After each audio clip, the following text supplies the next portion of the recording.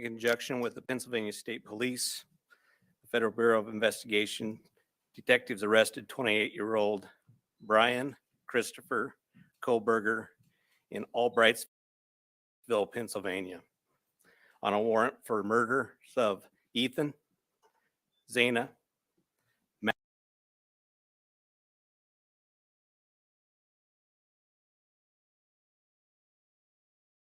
on a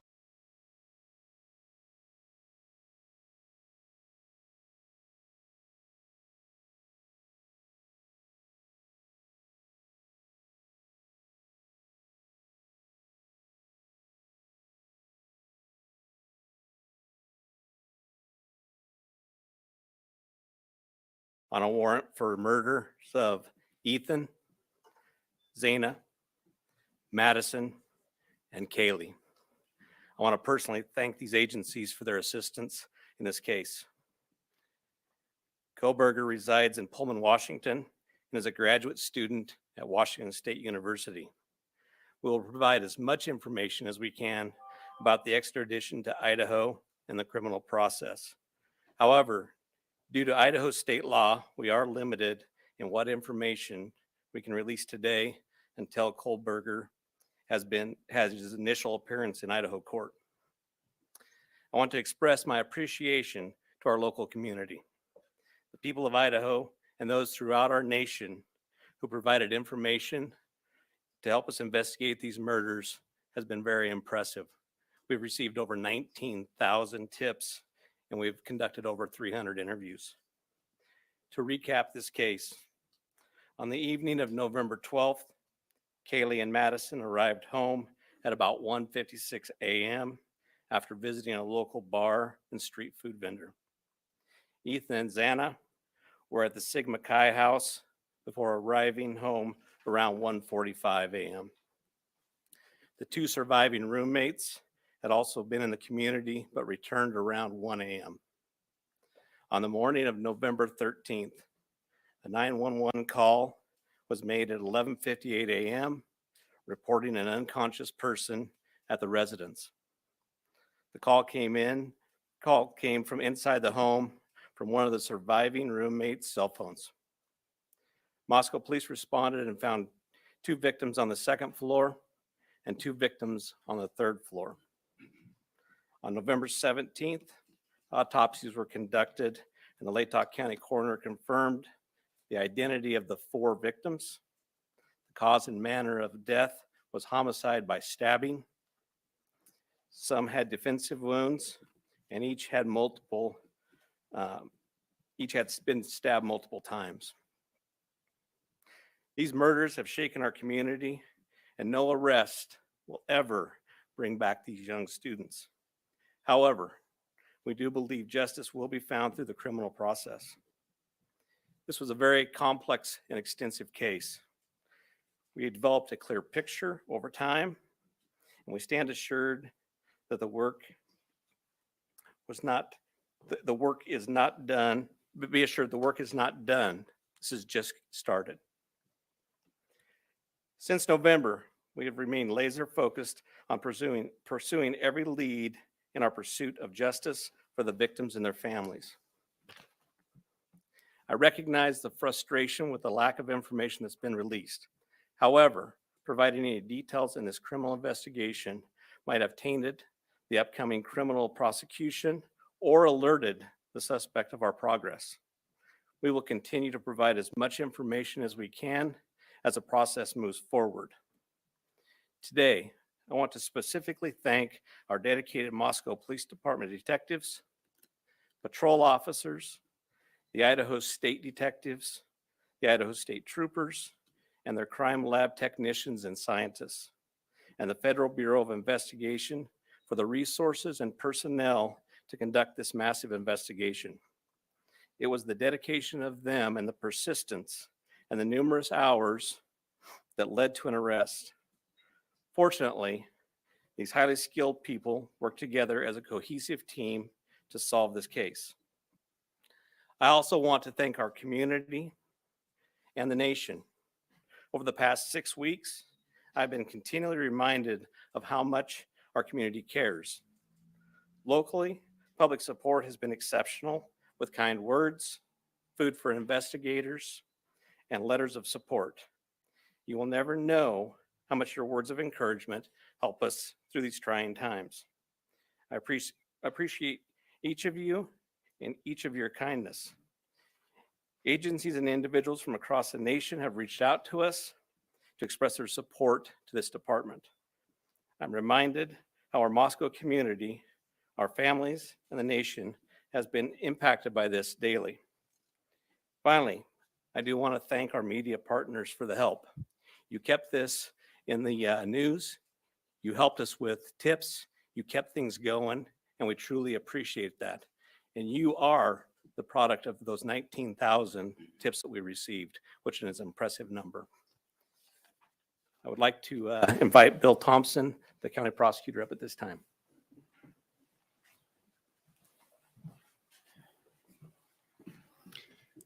Good afternoon, folks. My name is Bill Thompson. I'm the Latah County prosecutor. And it's sad to be here, but happy to be here at the same time.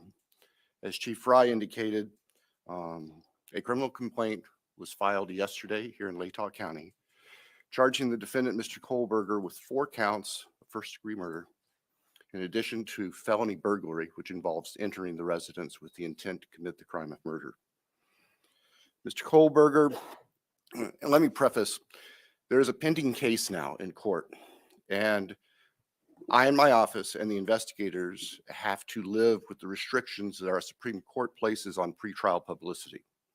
That said, I promise you we will share with you through the court process or otherwise whatever we are allowed to. I just appreciate your patience on that. The factual basis for the charges are summarized in what's called a probable cause affidavit that is on file with the court. According to the rules of the Idaho Supreme Court, that is sealed until Mr. Kohlberger is physically back in Latah County and has been served with the Idaho arrest warrant. At that time, we expect that that affidavit will be available to you so you can share the true facts with all of your readers and your watchers and your listeners and all of the people who are interested and really need to know what's going on. So please have patience with us on that. We hope to get that to you as soon as we can. As far as Mr. Kohlberger, I can share with you that he is a graduate student at Washington State University and has an apartment residence over in Pullman. He has had an initial appearance in front of a judge in Pennsylvania. He is being held without bond, and the warrant from our magistrate judge here also provides for no bond. We understand that he's scheduled to be back in court in Pennsylvania next Tuesday afternoon, and that a public defender has been appointed for him there. The process at this point is, since he was arrested in another state, he has the opportunity to either waive extradition and return voluntarily to the state of Idaho, or if he prefers not to waive extradition, then we will initiate extradition proceedings through our governor's office. If we do that, it can take a while for him to get here. So again, I'm asking for your patience and understand that's just the way the system works. Once he gets here, he'll have an initial appearance with our magistrate. They'll deal with issues such as making sure competent counsel is representing him, and the case will be scheduled for further hearings. Your primary source of factual information is going to be the court record, because that's what the Supreme Court says we need to refer you to. So please pay attention to what's going on in court and have people there to watch and hear what's being said. As an attorney, myself and my office, we are limited on what we are allowed by the courts to say outside of the courtroom. So please just work with us. Finally, as the chief indicated, this is not the end of this investigation. In fact, this is a new beginning. Y'all now know the name of the person who has been charged with these offenses. Please get that information out there. Please ask the public, anyone who knows about this individual, to come forward, call the tip line, report anything you know about him to help the investigators and eventually our office and the court system understand fully everything there is to know about not only the individual, but what happened and why. Next, I'll introduce Colonel Ked Wells from the Idaho State Police. Thank you. Well, good afternoon. My name is Kedrick Wills. I serve as the director of the Idaho State Police and certainly want to express our appreciation for your attendance here today. These tragic murders took 4 young, vibrant lives from our community. Nothing we do can bring them back. The only thing that we can do in law enforcement to honor their memories that we know of is to bring this to a successful conclusion. This has been a very difficult time for the families, the university, the community, and the state of Idaho. However, it is also proven that communities come together in tough times. Certainly appreciate the support of the local community and our national audience that has been following us as our investigators have worked through this case. I'm thankful also to you, the media partners, who have helped keep this case in the forefront that generates the tips and we hope will continue to generate information that will help us to a conclusion of this proceeding. I'd like to express our appreciation on behalf of the Idaho State Police to Chief Fry, his leadership, and the entire Moscow Police Department for the way that they handled this from the very beginning. He directed the right people to the right positions that led us to this conclusion today. I've had the utmost confidence in this investigation and in Chief Fry, as well as in Mr. Bill Thompson and the Latah County Prosecutor's Office, who've been a great partner throughout this. Nothing has deterred the commitment of the investigators who've worked on this case, regardless of the organization they represent. It's been very trying and very difficult, as you know, that it has been on those investigators as they do the tedious work that they're so good at doing. The partnerships is what's led here as well. The partnerships between Moscow Police Department, I'd like to express our appreciation with the Federal Bureau of Investigation, specifically the special agent in charge out of the Salt Lake City Division, Dennis Rice, and also the work that happened in the last 24 hours in Pennsylvania with the arrest with the Pennsylvania State Police and Colonel Evanchik with the Pennsylvania State Police. We appreciate what they've done across the nation to help us as well. As Bill shared, this investigation is far from over. In fact, I appreciate what he shared, that this is not an ending, but rather a new beginning. The difference now is, as he shared, that we are dictated what information we can share by the court process and by laws in our state of Idaho. And so we will share, as he shared, Mr. Thompson is absolutely committed to share everything he can share through the court process. We've got to make sure that we don't get in front of that process. And we really deeply appreciate everybody's support here. The relationships that were forged here and the partnerships that were forged have led to this. And based on that is why we're here today. And we continue to believe that the best way we can honor these 4 lives that have been taken is to make sure that we have a successful outcome here. One of the partnerships that's been forged throughout this is a partnership with the University of Idaho. And on that, I'd like to introduce the president of the University of Idaho, Mr. Scott Green.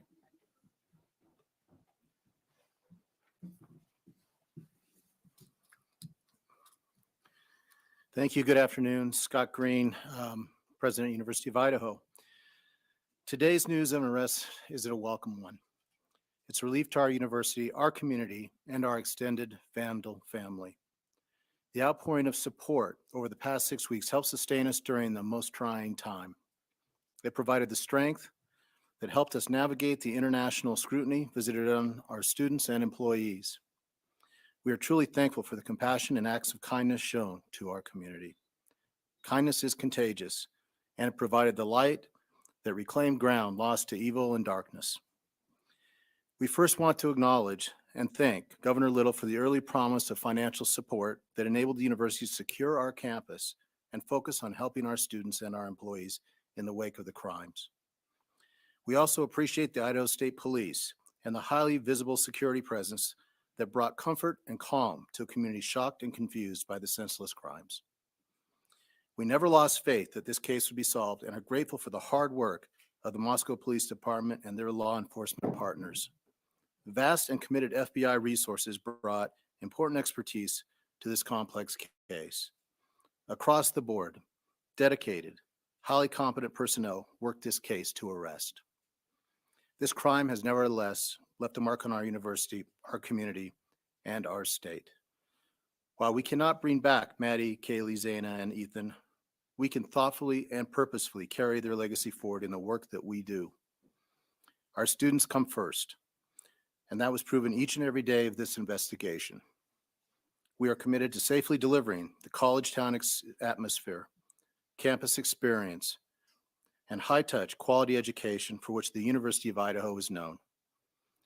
With time, we will heal. We will move forward together, and we will remain Vandal strong. With that, I'd like to turn it back over to Chief Fry.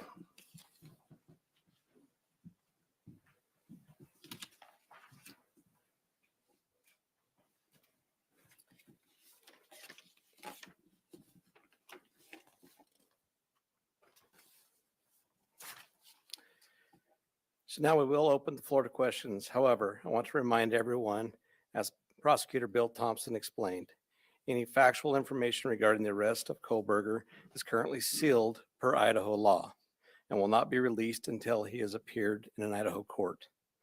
Please formulate your questions accordingly. I recognize there are a lot of questions, and I will try to answer as many of them as I can.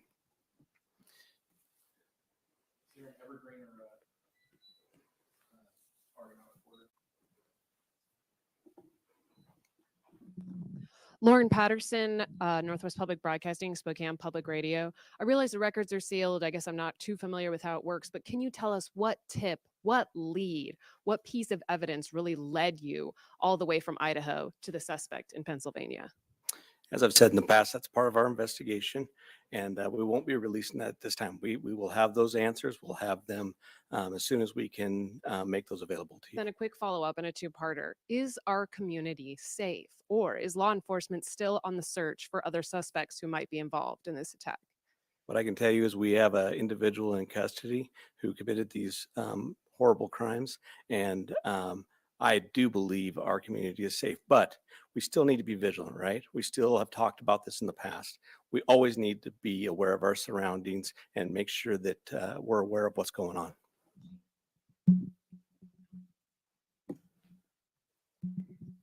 Hi, Chief. How soon into the investigation did police and law enforcement begin to spot Mr. Kohlberger as a potential suspect? And a follow-up, how many tips, if you can say, were specifically related to Mr. Kohlberger? To the tip part, honestly, I can't answer that question, so I'm not even going to speculate on that. On the other part, that's part of our investigation, and it will come out.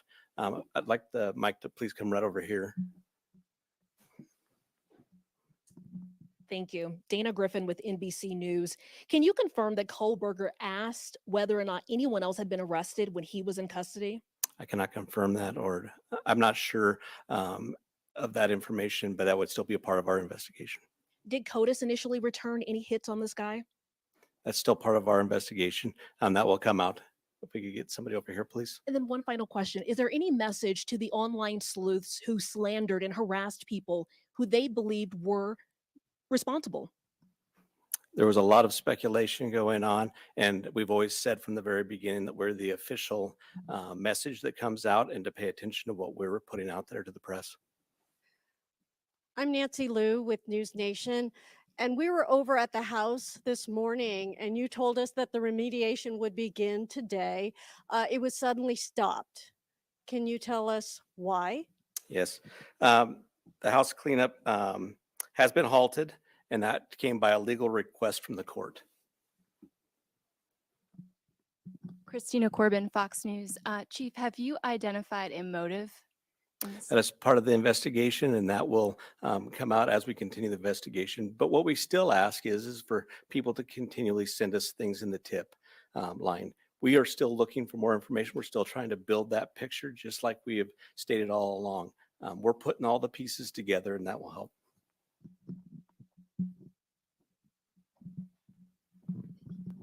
Chief Veronica Miracle with CNN. Any indication that the suspect knew the victims? That's part of the investigation as well. It won't be something that will come out at this point in time, but as we continue the investigation and as this case goes to trial, that will be brought forth. Have you spoken to the families? Can you tell us what they've told you today? Are you talking the victims' families? Yeah, we have reached out to the victims' family as we always do. We've done that daily, and we've continued to have contact with them. Hey, Nate Sanford. You mentioned earlier that you're still seeking tips about Brian and that people should still share whatever information they have. Can you speak at all about what specifically people should be reaching out for, like if they know something? I would say anything and everything. As we've said all along, we know what tips we're looking for. We will take those tips and we will have professionals look at those and decide which pieces of those we need to use for our case. So we ask that everybody would do that. Angela Palermo, Idaho Statesman. Your department and other investigators on the case took a lot of flack for keeping information close to your chest. Are you glad that you did that? And were you worried about tipping the suspect off? I will 100% stand behind the way that we handled this investigation. And this all started from day one with our patrol officers arriving on scene, locking down the scene, us calling in the Idaho State Police, us calling in the FBI, and keeping information that was pertinent to this case very, very tight. We want to have a situation where when this goes to trial, there is no doubt that we've done everything right and we've slowed down and we've continued to slow down. We'll continue to do that. Hey, Chief. Have you guys found the murder weapon or the Hyundai Elantra? So we are still looking for all pieces of evidence, but we are still looking for the weapon. And I will say that we have found an Elantra. Stephanie Becker with CNN. Can you tell what it was like when you got the phone call when the police told you that they had your suspect? I can tell you for a lot of law enforcement, it was a fairly sleepless couple of days with as we were leading up to everything that we were doing.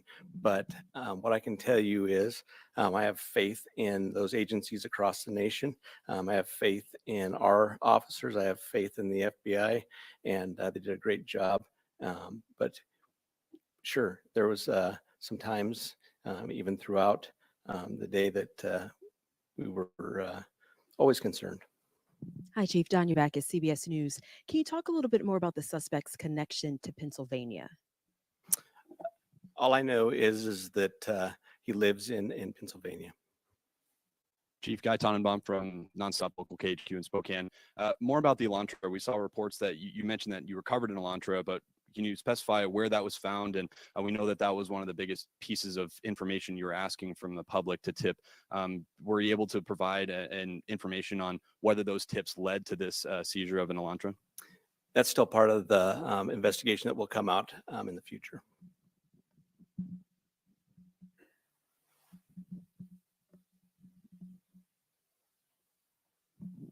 Chief Glenn Mosley, Idaho Public Radio here in Moscow. The additional police presence in town and on campus, semester's coming. Is that going to continue? You will continue to see state troopers in the area. You know, we're talking to Latah County as well. You will see a presence of us that we're always have up on campus. We have assigned officers to that. So you will continue to see a law enforcement presence. I'm going to take two more questions. Hi, Chief. Julie Scott, ABC News. Can you tell us if you eventually had a license plate number to the Elantra and how you tracked it to Pullman? That's still part of the investigation that will come out.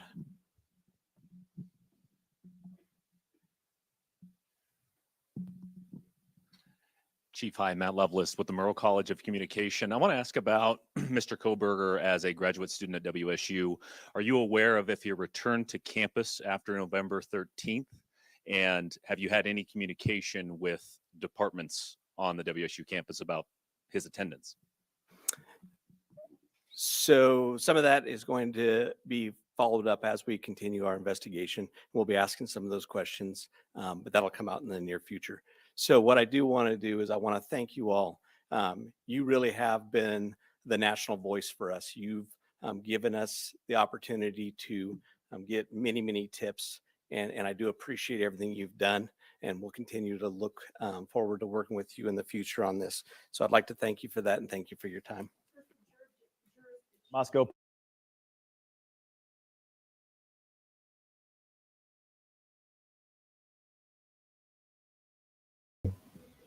Hey everybody, let me know if you can hear me. My voice is kind of gone. Um, I think he had a target. He did live in Pullman, and when I dug into him as soon as the news broke out, he does have a ROTC history, and his family lineage did start the ROTC good in Pennsylvania.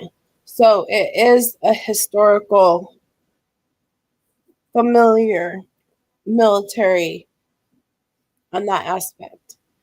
Now, also with being a security guard, do you think he could have potentially wanted to be a cop or military and ended up going down the psych route instead?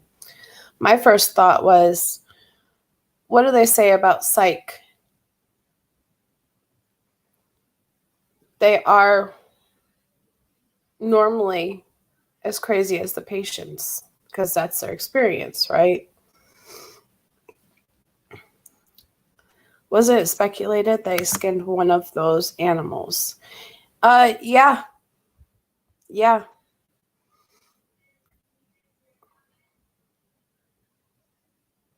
They speculated that it would be connected, and I wouldn't be surprised if other circumstances were connected.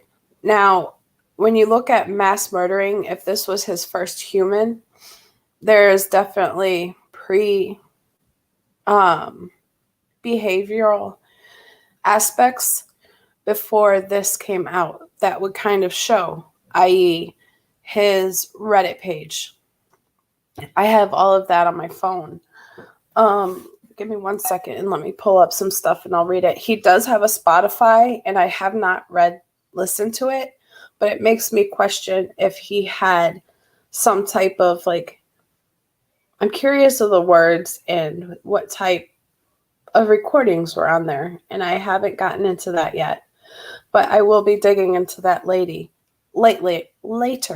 I can't talk. I'm sorry. Now, on his Reddit post, this is right. Now, they wouldn't answer that. If you noticed in the press conference, they would not answer that as if CODIS had his DNA. And they would not answer that when they were asked. That was a big one to me too, right? I don't know about you, but that hit me. So I wonder if other tragedies has his DNA, but he was never in the CODIS system. But CODIS definitely has his DNA, and that's how they found him with this murder, because it was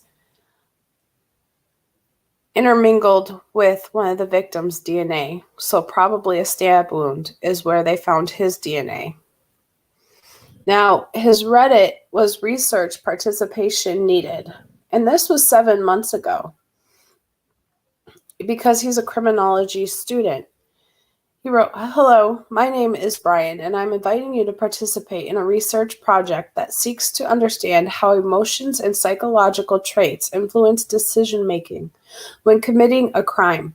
In particular, this study seeks to understand the story behind your most recent criminal offense, with an emphasis on your thoughts and feelings throughout your experience in the event that your most recent offense was not the one that led to a conviction. You may still participate. Additional surveys are included after open-ended section as to the best to understand your unique traits. The study should take about 15 to 20 minutes to fully complete. Your identity and all answers provided are completely confidential, and the link to the survey is also an anonymous link. This research has been approved by the DeSales University, so I am assuming that's where he got his prereq. Well, now he can easy now, and this is where it's his behavioral science is through this Reddit even. So that kind of shows that he is showing interest in it even, but it's kind of hard to validate that because he could use that as a loop predominantly that he has his studies in psychology and criminology, right? They did find the Elantra. They did find the license plates Blue Diamond, but they avoided it 100%, that question, because I think that's where they're going to take it to. It's a big part of the evidence. They did find certain things in his parents' garbage in Pennsylvania. He does live in Pullman. And that was a big question to me because if you remember listening to Enon Harsh, he said he cooked with people that went to school with them and he worked in Pullman. So my gut always said Pullman. Now, he was a security guard in 2018 at the Pleasant Valley School District. Yeah, they will go after his knowledge. That's correct. I believe so too. And he was studying a psychopath, but normally most psychologists are fascinated with it. Now the question is how is his personality? That's why I want to dip into his Spotify. His personality, you cannot find anything on this guy whatsoever. I think his Spotify will say a lot when we dig into it because a lot of the words on interactions with people, how he was. Sorry, my dog's starting to bark in his sleep. Exactly, Blue Diamond. It's so sad. But somebody brought up a really good point as that the Goncalves family said they were not going to have a memorial until justice was brought or a perp was caught. And they're having the memorial today. So that led me to believe that somebody was on the radar to be arrested, which he was at 3 a.m. He's already going to be extradited. He was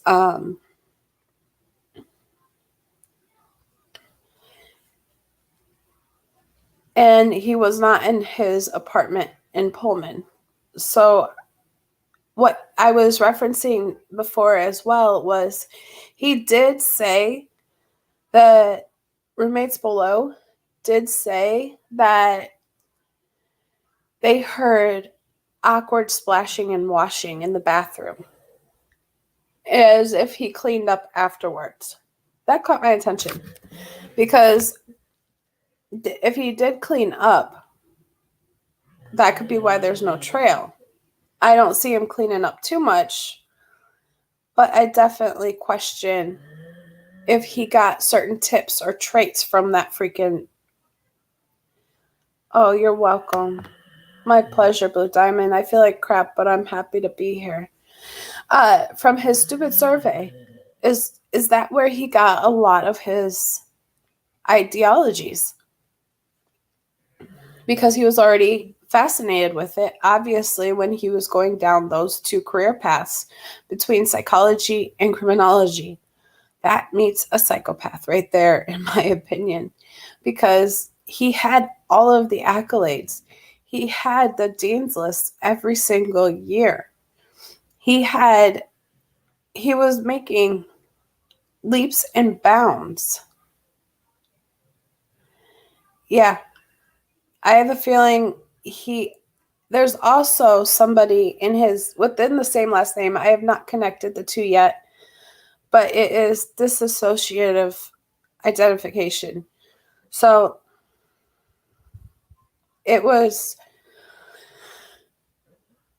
I'm curious on the psychology end with him when it comes to that, because he definitely went the crazy route and had a fascination with it, obviously.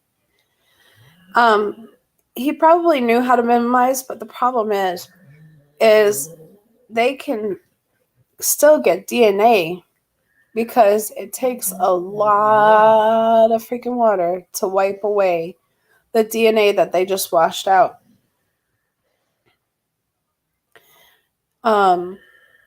He would have to like literally flood the shit out for the DNA to go anywhere or away. It takes a lot to wipe away blood.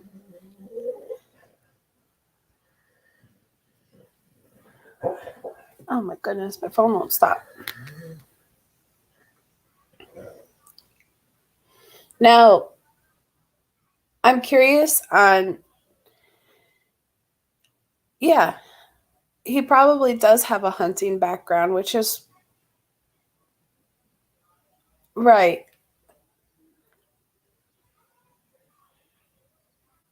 No, he wouldn't be cleaning it all away with Lysol.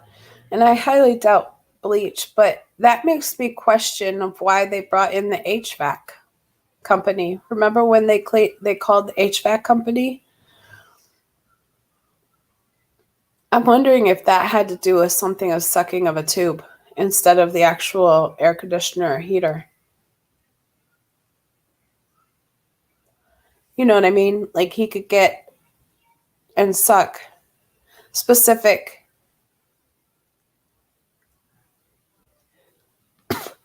Correct, easy now. They did avoid a lot of questions, and that's just to keep the integrity of the case. He looks like he does come from a well-off family with legal backgrounds and criminology and psychology backgrounds. They're all filled with accolades between military, all different spectrums. So I kind of want to check his Spotify to see what is played. Maybe let me pull it up on my phone right now and see what we can do. Give me just a second.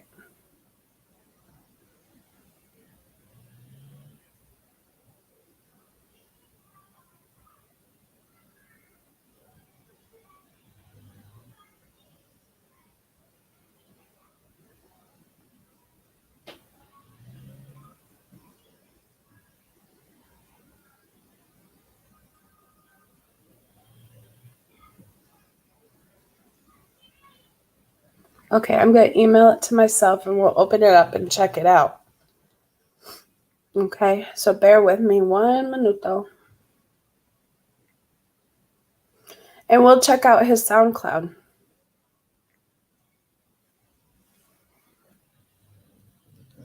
Oh yeah, they definitely will. I apologize. I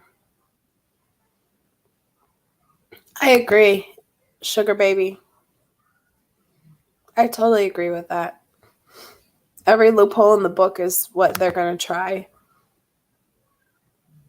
Sorry, haven't given you a hard time in a while. I can't get into my Discord, so if anybody's tried to reach out to me on Discord, my new phone, I got to remember how to log in. Oh yeah, for sure. His family will try everything. Everything. I've got a new phone number. Everything's connected to my old phone that was broken. So, public disclaimer, please make sure you have insurance on your phone. And if you question it, double check it. All right. Let me get in here. See if it'll open up.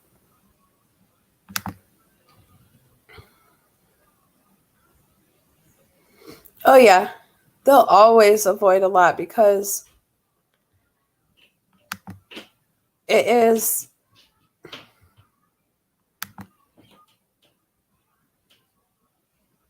a lot of the key components to the case, I think. Okay, so here we go. Let me know if you're all ready. I'm waiting for it to load because my computer's a little slow. But I'm curious of what his Nothing to hear here.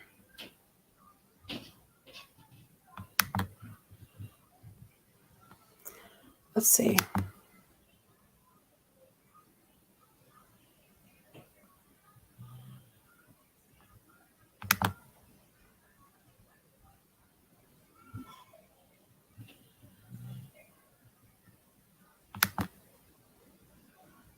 It looks like he really doesn't have anything on here.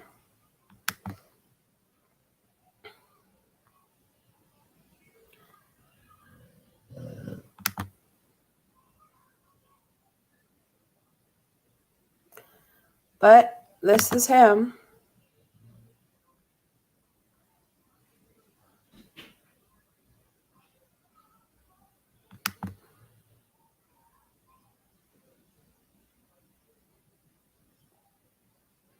Yeah, it's definitely not to give the defense a main head start, even though the defense has quite a head start. And I'm curious at who the defense counsel is going to be. Is it going to be that lady? What's her name?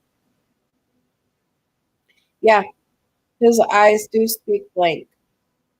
And I always say the eyes are the voice of the soul. And he does have that look about him in any of his pictures.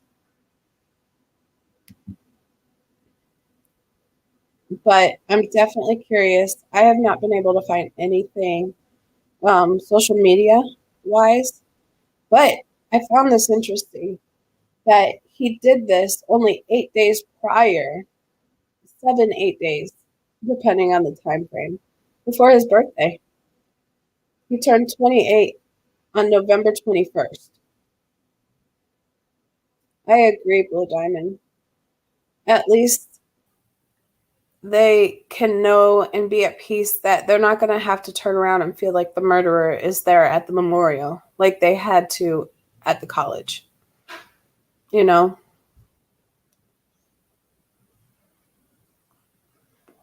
Yeah, they definitely heard him making all kinds of noises. Let me see if we can pull up anything else.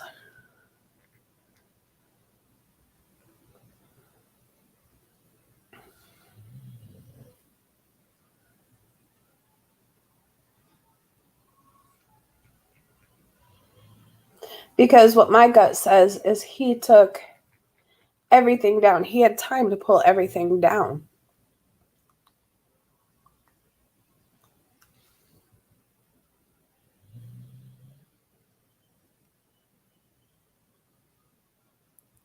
Yeah, I still cannot find anything via this person. Now, he was connected to a frat. And now I'm just curious of his connection between them, you know, because the only thing that sticks out of my head is the only place to work via Enon Harsh was Pullman, right? So I think so too, Blue Diamond.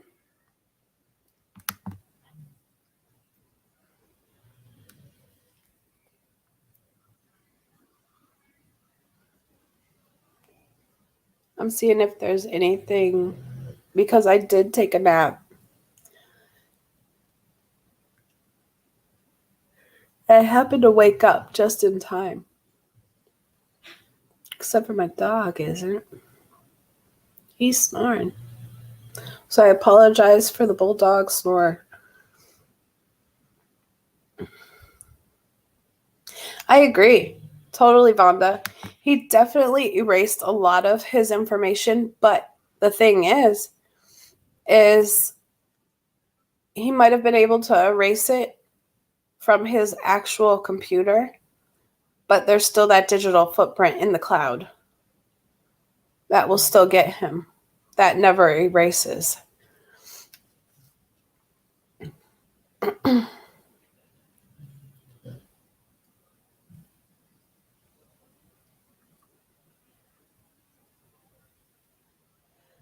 Okay, so let me see if I can get into this and we'll share it. Give me 1 second.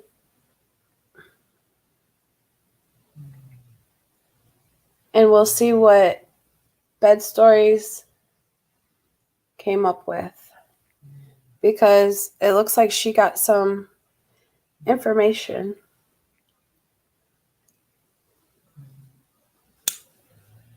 You've done that? Wouldn't surprise me, but you know how to do all of that crazy stuff though too. All right. So let me see if that's come in. And we will see.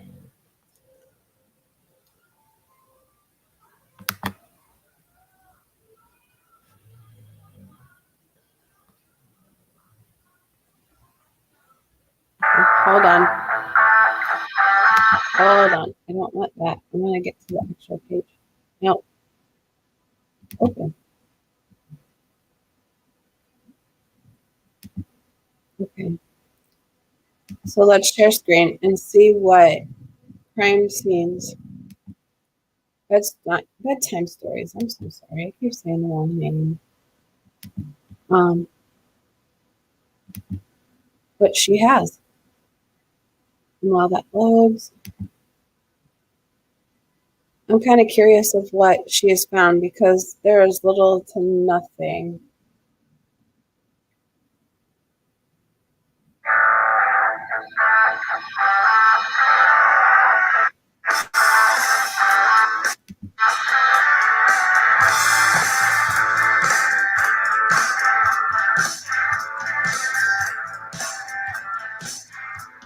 Good morning, bed climbers. T here once again. Good morning, bed crimers. T here once again. Oh my goodness, you wouldn't believe what a tangled web this is in the case of the Idaho 4. It turns out that 28-year-old Brian Koberger, who has been arrested and named a person of interest in the case, and he was arrested in Pennsylvania this morning. He is a graduate student in the Department of Criminal Justice and Criminology at the Washington State University in Pullman, Washington.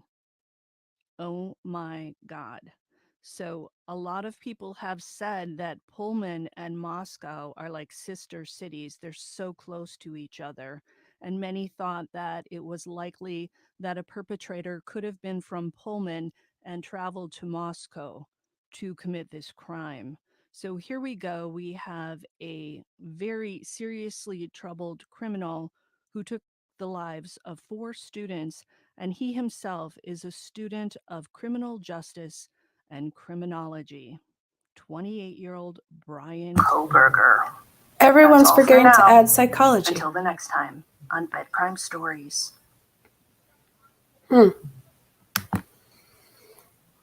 Interesting. Everybody's forgetting his PhD is in psychology, not criminology. He majored in criminology, but his PhD is in psychology.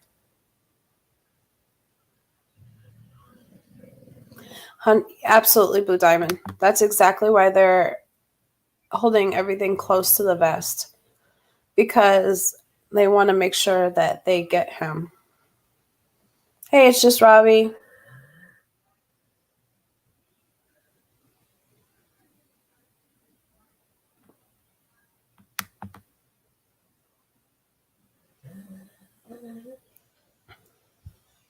Yeah, that second one I linked is a Python tool. It looks like. What second one are you talking about? You're serving right now?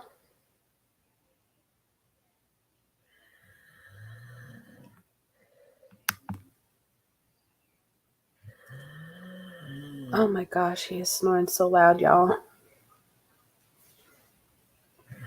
Oh, they get hub link.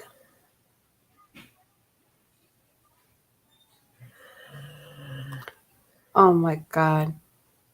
Yes, eyes do say a lot, Blue Diamond. They speak what you might not say externally, but the eyes definitely speak.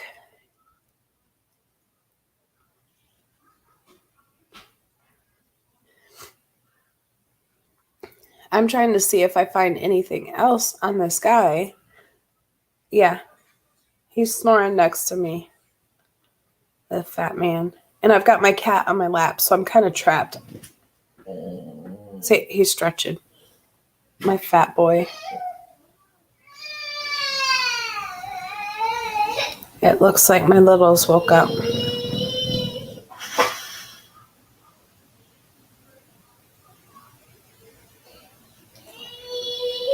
You can't catch a break with JT? What do you mean? What's wrong? Yeah, I do think he was alone. Whether or not he had somebody else in the car is a different story. But I think he was a Lone Ranger, especially, with his chat. Yeah. They're all sweethearts. They just like to bust your balls. Now, here's the cue. It's just Robbie. Yeah, he did. He deleted everything. Now, it's just Robbie. Here's a little bit of advice on JT's chat.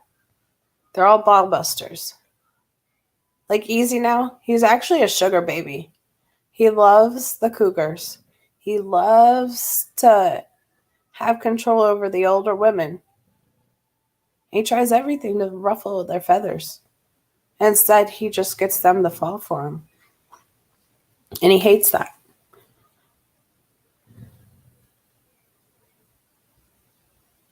Yeah. That's in every chat.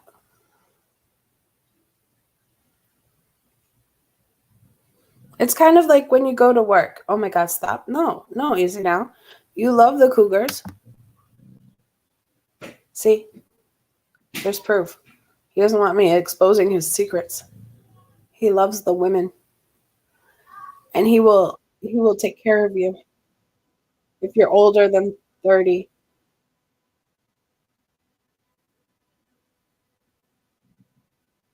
Oh gosh. They did the same thing with me. You know that, Easy Now.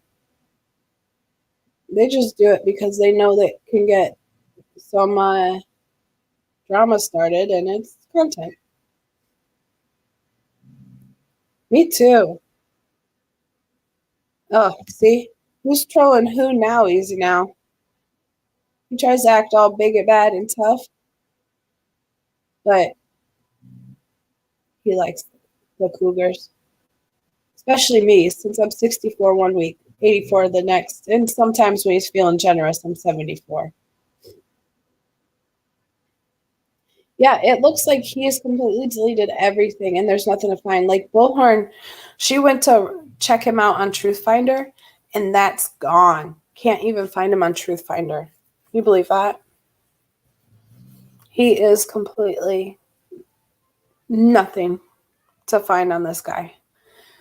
So I'm curious of what will come out. I'm pretty sure he did have the white Honda and it tied him to the Pullman. Now, there were other arrests around the same time as him, which made me kind of curious because it does tie them back to Idaho as well.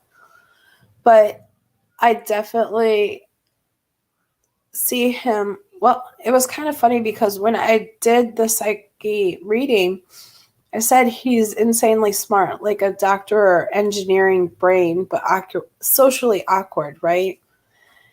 And this fits that to a T. Just need to see how he is personally.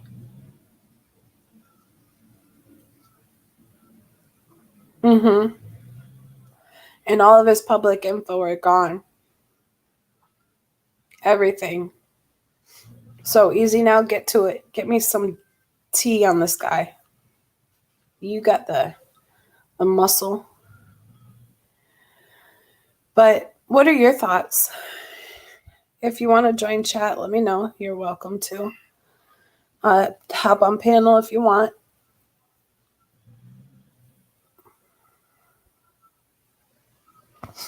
if you have any questions or thoughts. I feel just so horrible for the family because they were 4 bright people. Now, I was going through the whole town in that area on Google Maps, road for road, around the whole location and area. And I found, oh yeah, he really did, Blue Diamond. And I actually found Ethan's Jeep in front of his technical frat, which was interesting too.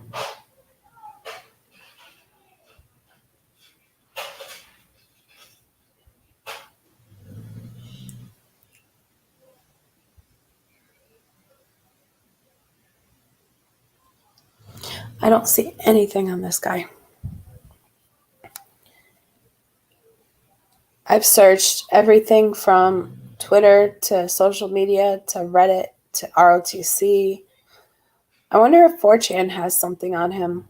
Have you looked, Easy, now? Let's take a look. Let me look at 4chan. I never knew about 4chan until this case, and holy cow. Disclaimer before you jump into that site. It's not for...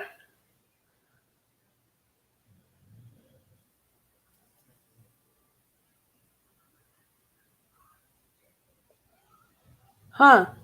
They believe it might be tied to his sister, per Annie Elise on 10 to Life.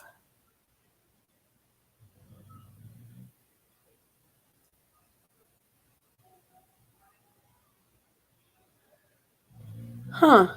On 4chan. This is interesting. There was a post that said, I hung their intestines. Disclaimer, trigger warning, y'all. I have hung their intestines from a ceiling fan and shoved my knife up Kaylee's, Easy Now's favorite word.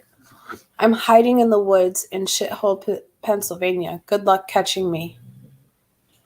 And then David Loach is the killer. Oh, you're good. It's just Robbie. That post, or rather those 2 posts, are supposedly from 4chan 18 days ago, which I'm going to have to dig in and look into 4chan. Annie Elise from 10 to Life claims it's tied to his sister, who maybe used to live near the house in Moscow. That seems inaccurate at this point, as this post appears to be from his mom online. And this is from his mom. As I sat this morning, reeling from yet another school shooting, I found myself wrestling with which actions need to be taken to stop all this madness. What is the answer? Gun control measures? Mental health intervention? Then I received a message from my daughter, who works as a mental health therapist in New Jersey. She shared a poem she had written while in the greatest depths of despair. It shook me to my core, and I felt like I needed to share it. May 24th, 2022, Uvalde, Texas, written by Melissa Koberger. Bereft of their laughter, there is now not a sound, as we lower our children into the ground. Small hands and feet, buried 6 feet deep, into the earth of the world that failed them. As I read the poem, I thought, whatever the solution, I pray we consider the children before the gun. His mom wrote that. Now,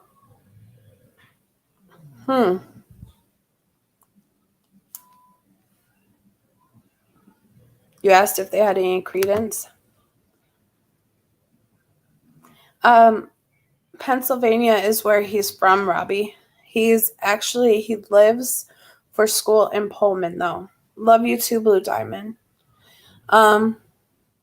Because his sister's name is apparently Amanda.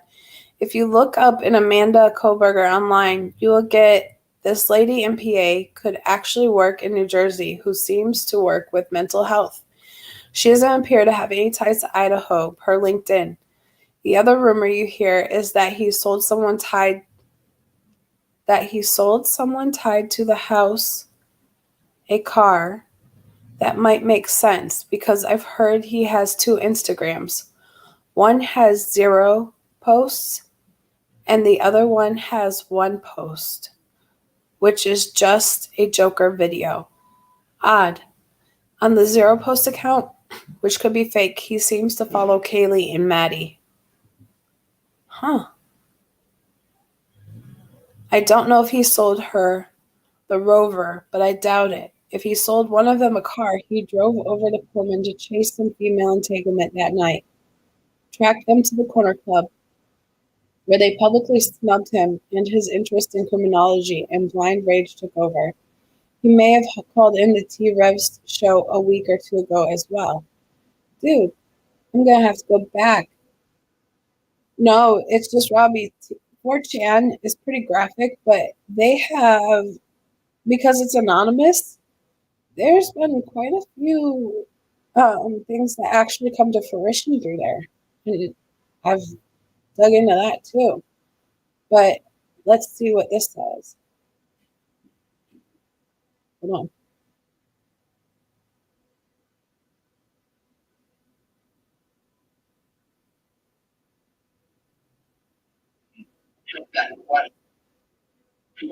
Like they have questions that they ask, and maybe somebody took that question literally and Okay, let's see. they have questions that they ask, and maybe somebody took that question too literally and too seriously as a way to prove. I don't really think that. Yeah. In what state are you in? I'm in Utah. So I mean, you can't give up the identity of anybody who asks you that. You don't think that's important to the families that need justice? So you don't. These people. Well, no, I mean, I worked with these people. This is probably 10 years ago. I'm not trying to say that I know the literal people. This is more of a me kind of scrutinizing the culture of like, you know. Huh. That's interesting. That was shared on, oh, what's his name? What's this guy's name? I do cryptocurrency too. So let me see if you can see his name.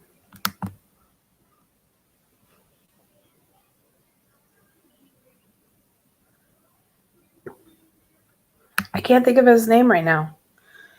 He's a part of the Dogecoin and all of that.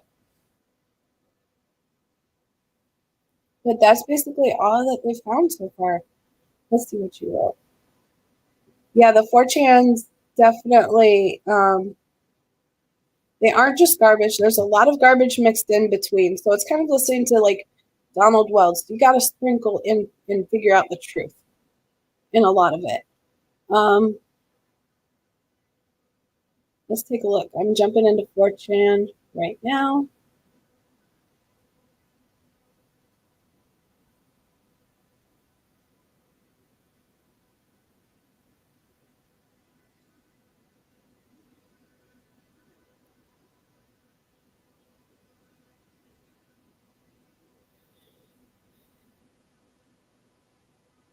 But see, they're all claiming him to be 25 and he's not 25. Not whatsoever. He's 28.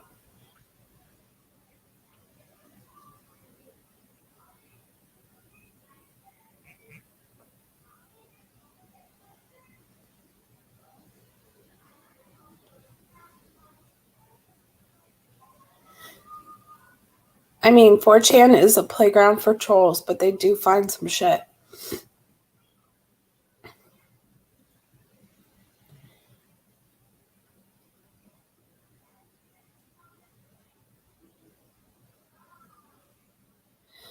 Somebody said, why didn't they just reply to his dumb study questions?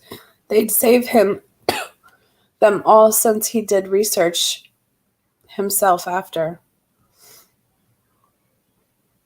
Yeah, technically 27 when he did it because he turned 28 on the 21st. You missed Quiznos?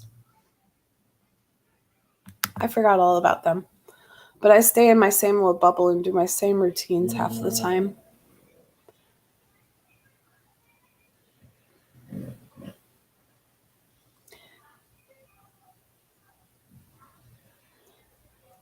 Okay, they are friends with David guys, Dylan White and Elkins.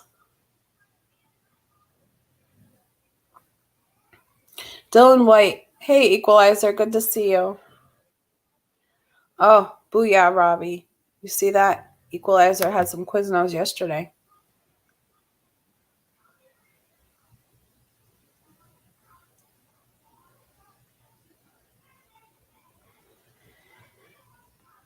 Blue Diamond, I question that as well, and my thought is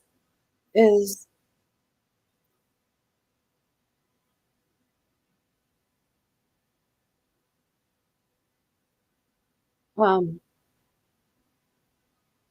depending on the target, probably.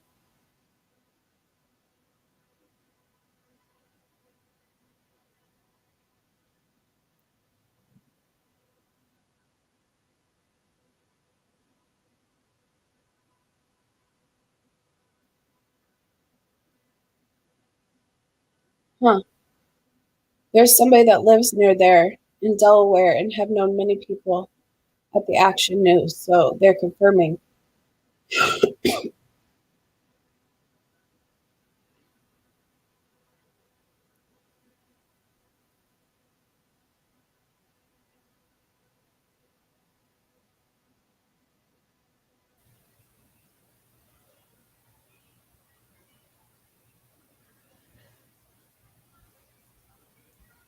He was from Bryant, Northampton Community College, Pennsylvania, involved in Greek life, but graduated in 2018.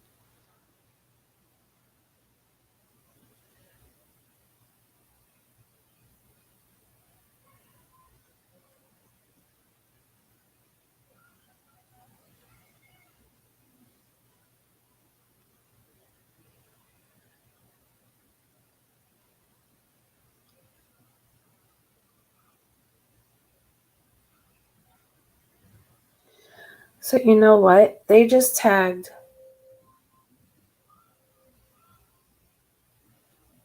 He was in 4chan, y'all. And they tagged. They don't have a ceiling fan at 11:22. It is gone now.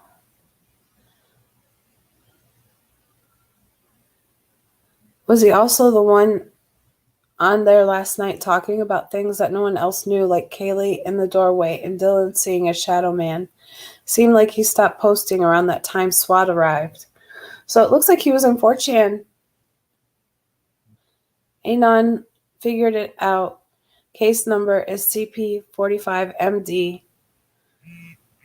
People are hung up on his age, 25 verse 28. But they mess up all the time. It looks like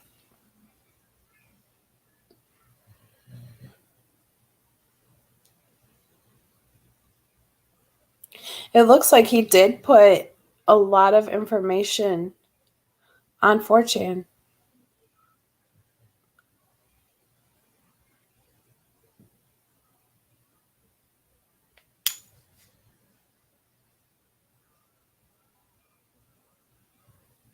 That's correct, Easy. No, that's what I got.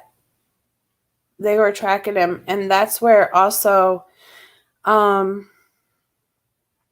it's just Robbie. I screenshot everything, especially Easy now when he's being easy.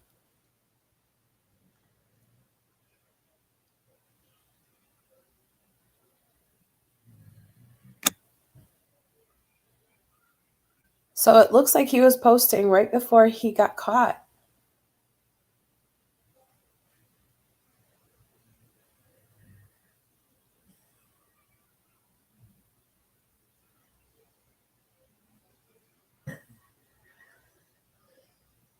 Let me go back to that part.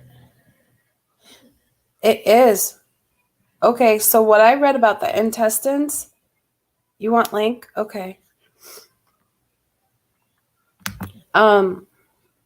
What they got from the intestines is from 4chan. Okay, Equalizer. I'm trigger warning, y'all. I'm gonna read again what was posted in 4chan. I hung their intestines from a ceiling fan and shoved my knife up Kaylee's see you next Tuesday. I'm hiding in the woods in shithole Pennsylvania. Good luck catching me. And he knew where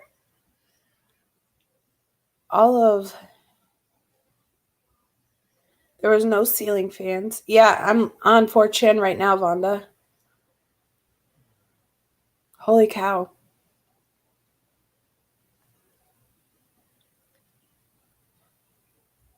Let me get a screenshot and I'll put it on here.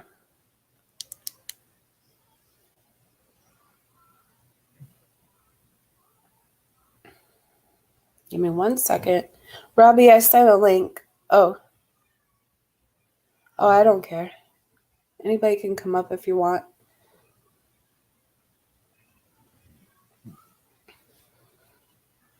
Okay. So let me pull this up.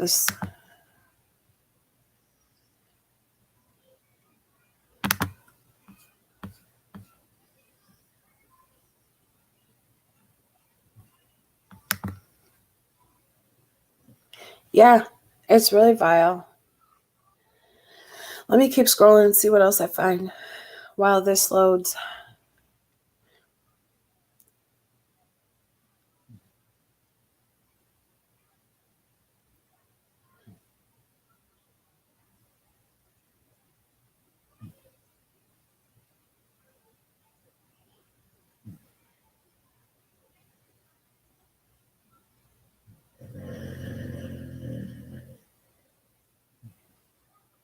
I apologize for Jack again. Oh, you gotta serve someone first? Yeah, unfortunately, he was smart, but does that make him street smart? Kind of like when I said he had, from my energy read, I said he had a energy, like I felt like he was like how you see a doctor or an engineer, where it was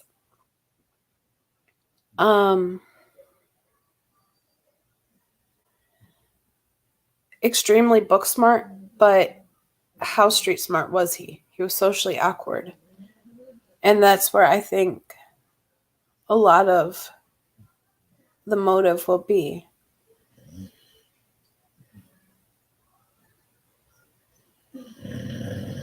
Jack, stop it.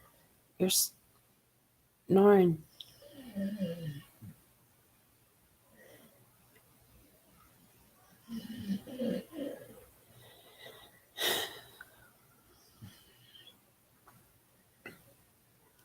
See, they're trying to figure out the connection as well on 4chan.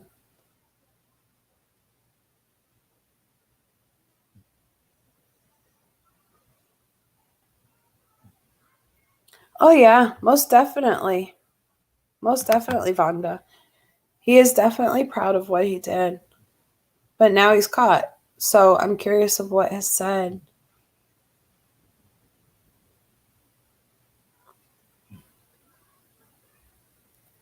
He did drive the Elantra.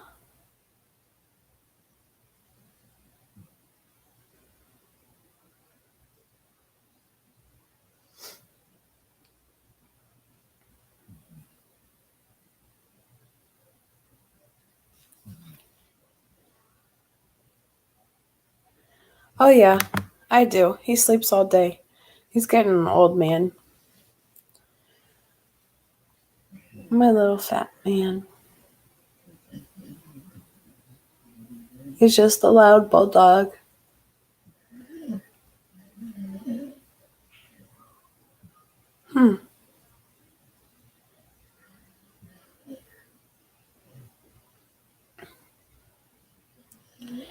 See, 4chan is now posting a bunch of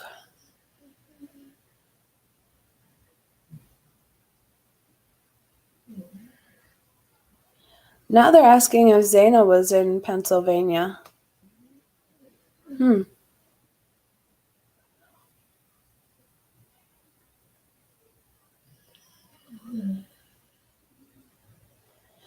This is the problem with 4chan is you have to literally go through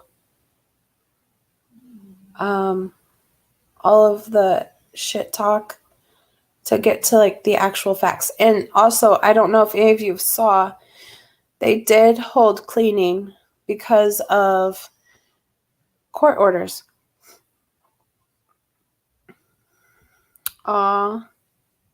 This guy's 8, 17, man. That's a long, blessed life.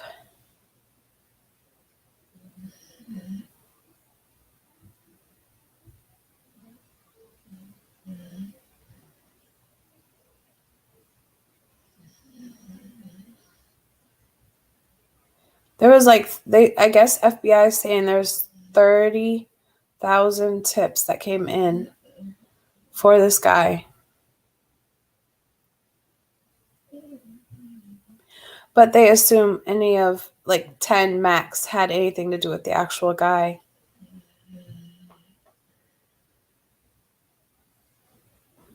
But he was on 4chan posting.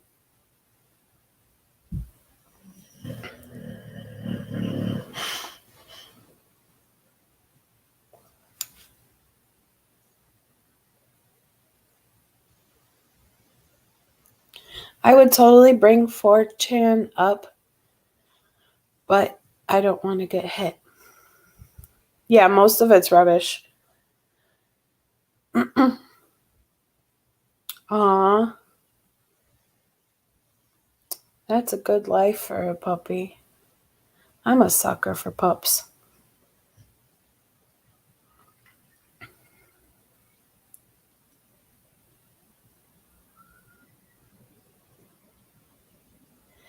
Okay, so they wrote, yep, he was in here posting about hiding in the Poconos and stabbing Kaylee in the vagine with a knife. That's pretty crazy. Okay, let me download this and pull it up.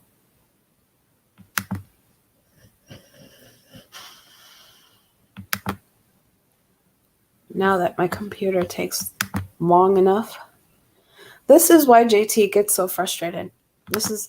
My computer just takes too long.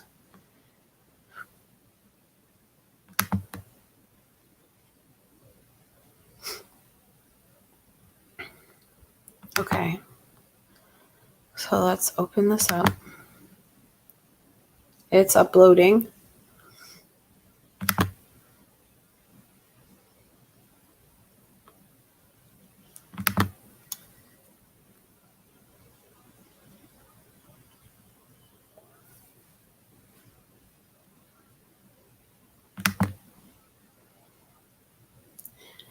Well, I got myself a tablet, but my tablet won't let me share screen.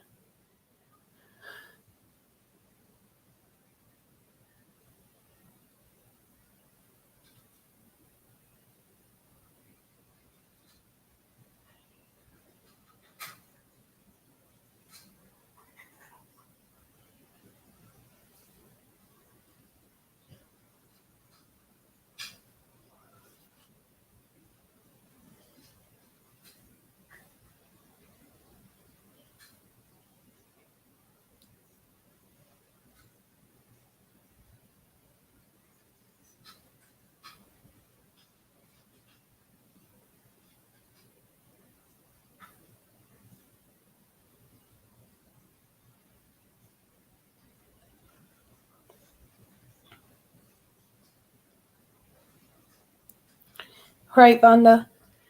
He does get flustered easily. I take mine before lives.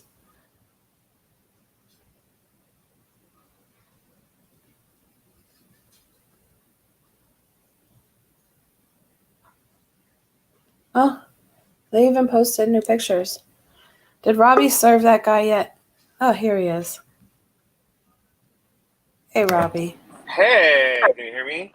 I can hear you. Okay, cool. Well, So, I'm you've got digging. 4chan up there, I see. Yeah, this is where they took the original post and were tagging back on it where he was talking about what he did. Oh, shit. Yeah. I'm trying to find any other information.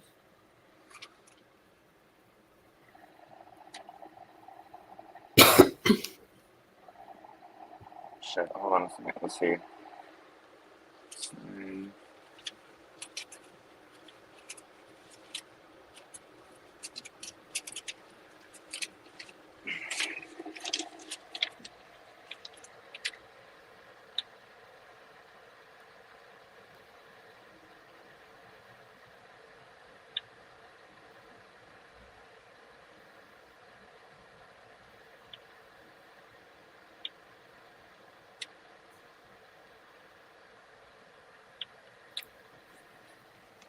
Sorry, I'm like multitasking and like trying to figure out where my last order was. Oh, you're Before good. you know how like when you change your attention, it takes a second to like refocus and get back to where you were at before you change your attention. You know what I mean? Yeah, you're good. I'm still looking for any other posts that they have.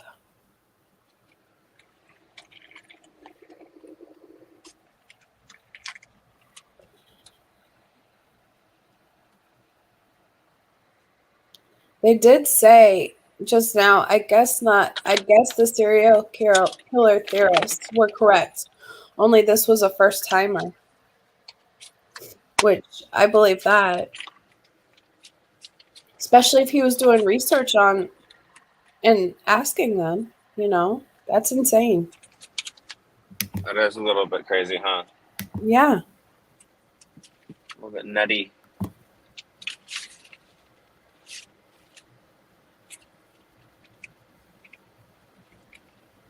He was in another thread too.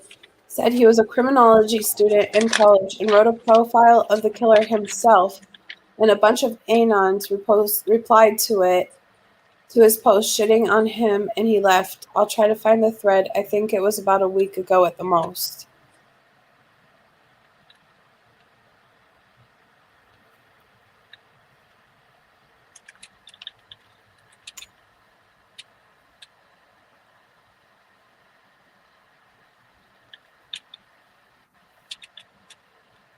So Pullman was a 15-minute drive from their home.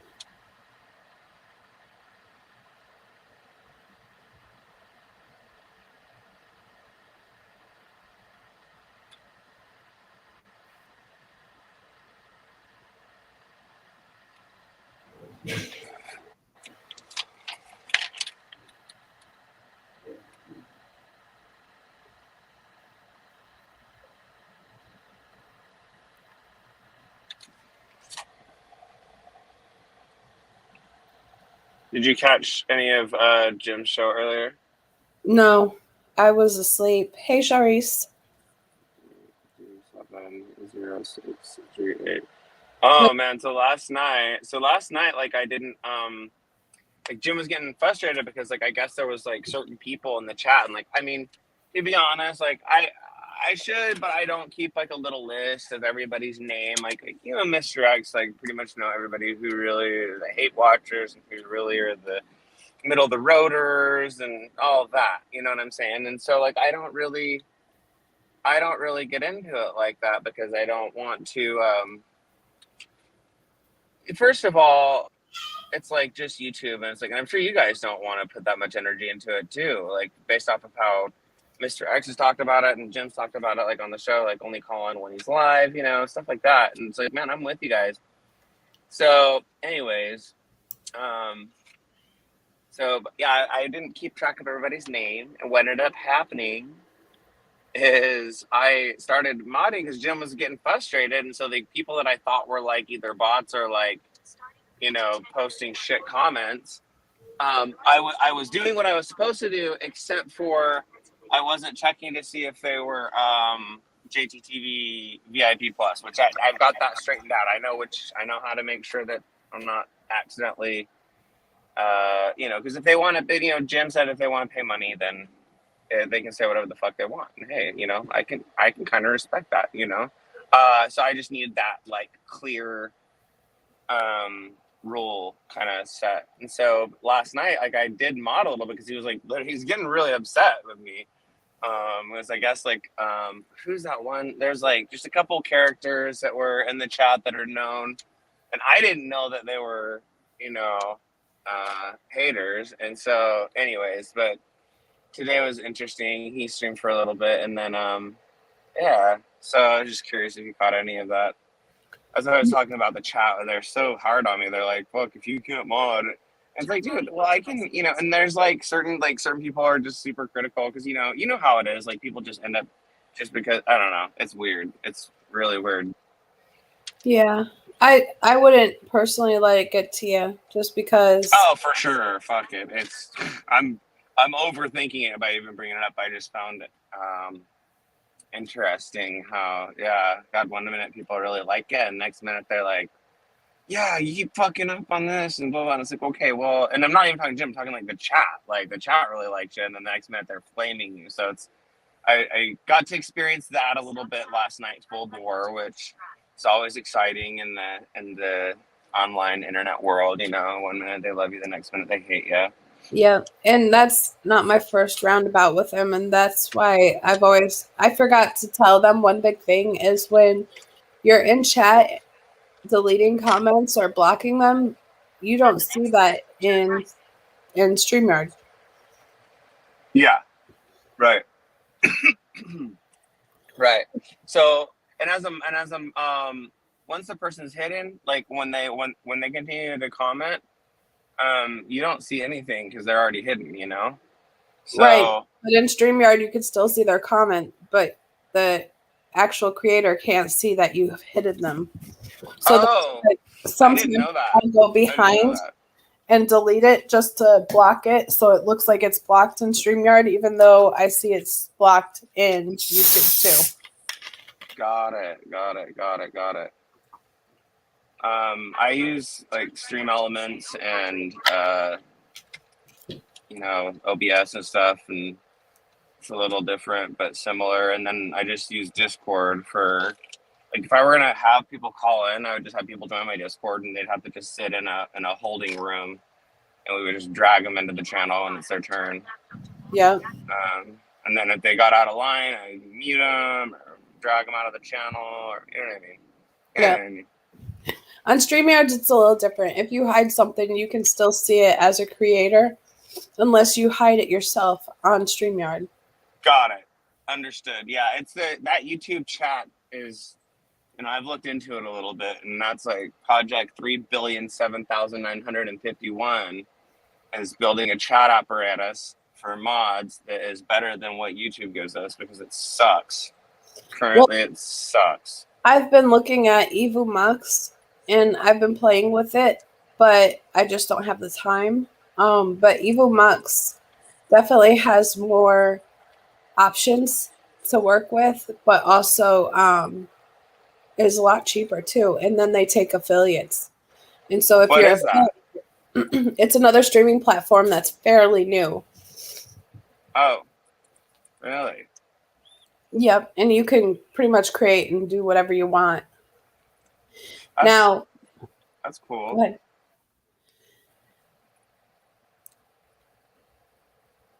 But I was thinking about telling them that the other day. Here, did you link it in the chat? I'll drop it because I like Googled it, but I couldn't find it because I'm like a little bit retarded or 4chan? something. No, not the 4chan, the Evil Mix thing. Okay, I'll have to find it and I'll give it to you. It's the website EVUMUX. Trainwreck started one, and it's pretty impressive. And it's basically a Twitch clone, but you can do gambling on it. That's the main reason you started, because Twitch banned all gambling, you know? Oh, wow. So yeah, so that was a thing. And so then like the big streamers that like to gamble are just like, well, screw it, we'll just create our own. And then they did, and then Trainwreck did. What is it called? It's Kicked TV. I don't know. It's a Trainwreck new TV site. It's got a good name. I'm just like I'm just, you know, not thinking of it right now. It's like when you're asking your brain to switch gears when you're focusing on one thing already. I understand that all too well. What's it called? I'm looking for it. Gosh. Damn it. Wait, hold on. Let's see. Platform update. A bit longer. I already signed up for my own username just in case it takes off.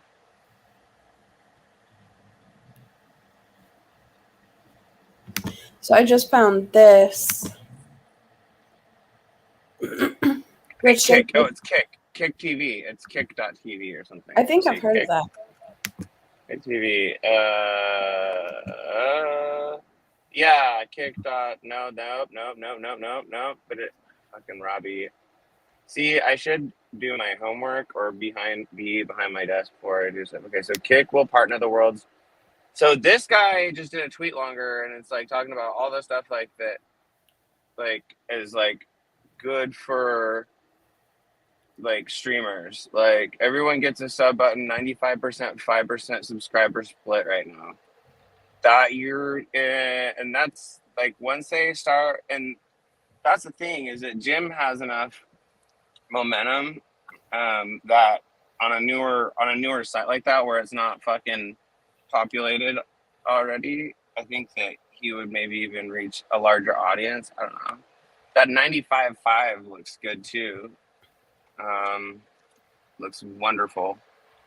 But is it kick.com? I don't know. I'd have to figure it out. It's just called Kick, and it's by Trainwreck, who is one of Twitch's biggest streamers.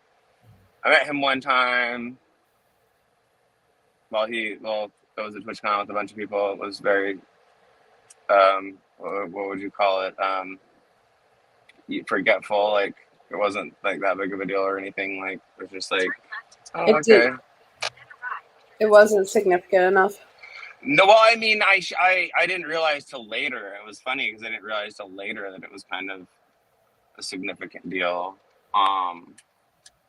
So yeah. So I even called him S-Fan. I'm like, oh, are you S-Fan? Or I thought he was like Asmongold or S-Fan or something. Because like I'll explain the story a little bit better here in just a second. I gotta take a picture of this building, say this person doesn't live here because they don't anymore. Hold on a second. Okay, while you do that, I'll read this post. Do it. Let me get back to it. Okay. Now, this was a post that they think that he actually wrote in. Let me mute him really quick. All right, so this is a post that they think in 4chan that he actually wrote. And it's Kaylee was well on her way to becoming a fat pig like her mother and sister. Look at one of the last pictures on her IG. She was wearing a dress and you could see tons of cellulite on her knee and thighs. Only redeeming quality was her big tits. And the fact that she was a fat alcoholic who most likely had a body issues and would be an easy F. Maddie was disgusting alcoholic, Down syndrome baby with smart mouth who thought she was slicker than she actually was. If she was actually pretty like the news people kept trying to portray, then she could have surely gotten better dick than that balding that she was dating. She was broke as F too. You see those bum-ass pink cowboy boots she had on display proudly in her window? Totally white, trashy, and cheap. Bitch had a smile like and also had the same quality Kaylee had, an easy F. Zaina is a white trash junkie baby named after anti-anxiety medicine. Comes from a shitty broken home with junkie parents, was on her way to becoming an alcoholic just like her punk boyfriend. Yet she seems to have the problem of running her 410 mouth to people. You all seen the new videos of her drunk? Imagine that bitch mouthing off to you. Wouldn't you want to punch her in the drunk mouth? She was also broke and wore the same pair of cheap-ass Converse shoes in multiple pictures. Seemed to always have cash to go to the bars, though. Ethan, he was a chump who couldn't even protect his own girlfriend.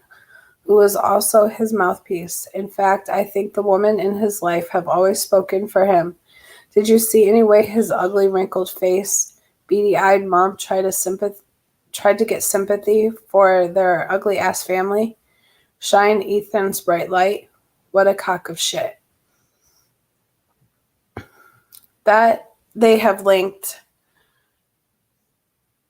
to his username in 4chan and all the other posts that he had.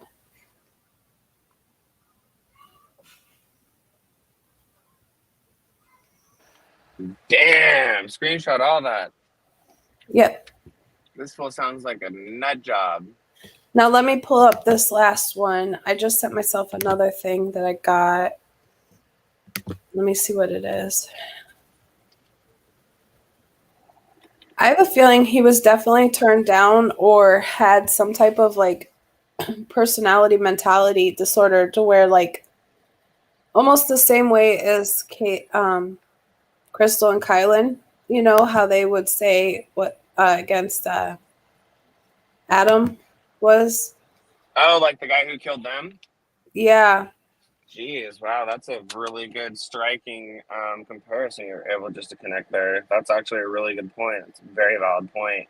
That was a really interesting hearing to watch where the prosecutor like laid it all out. It was really interesting. Yeah. It's definitely deep. And let's check out this what this says. And it's a title that says Brian Koberger photo sparks Ted Bundy comparisons amid Idaho murderer arrest. The suspected murderer of several Idaho college students is drawing comparisons to serial killer Ted Bundy after mugshots began making their way across the internet Friday. The suspect arrested in Pennsylvania Friday was a PhD student in the Department of Criminal Justice and Criminology at Washington State University, nearly 300 miles from Bundy's alma mater. Bundy received his undergraduate degree from the University of Washington, majoring in psychology before moving onto law school at the University of Utah. What the actual F? They went to the same school and studied the same major. Both stalked and murdered college students, both using similar methods to kill their victims. And there's that. Holy cow. Wow. He's compared to Bundy, huh?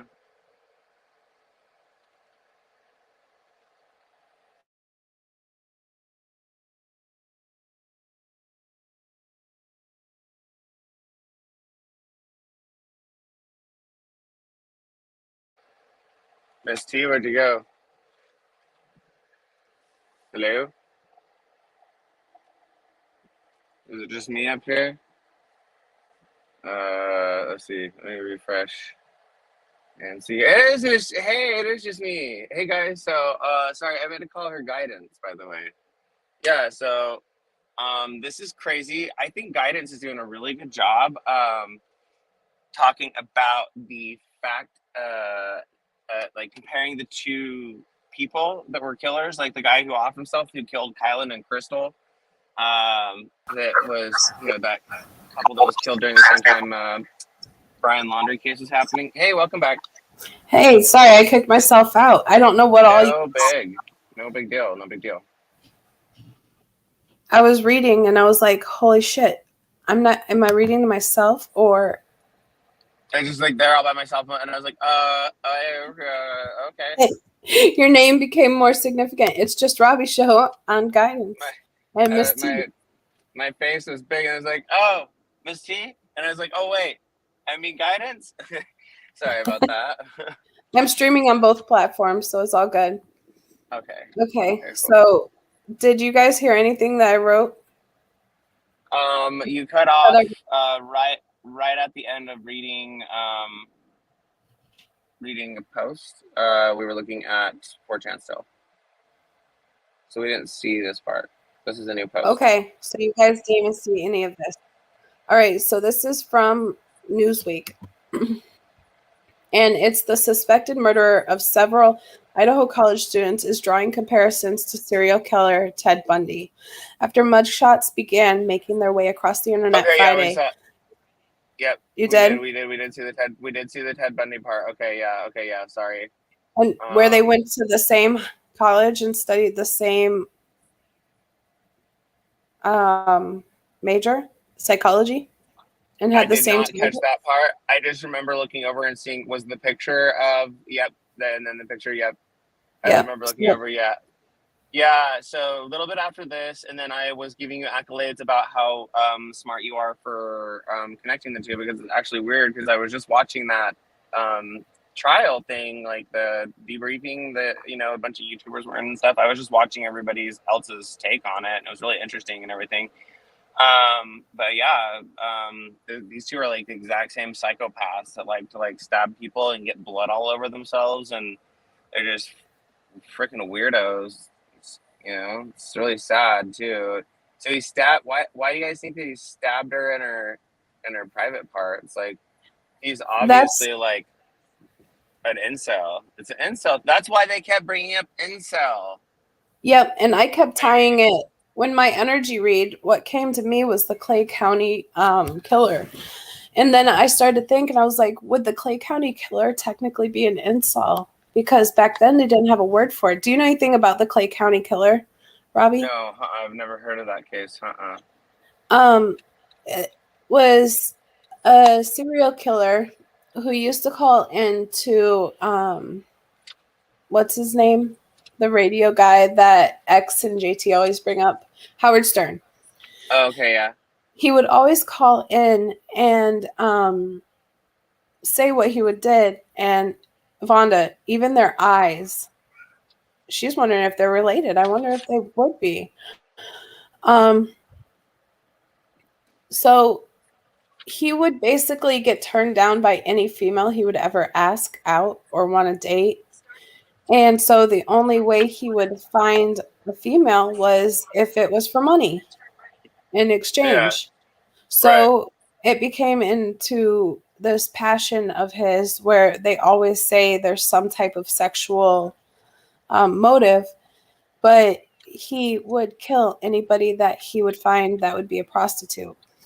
And that would basically give him the deed, and then he'd kill him.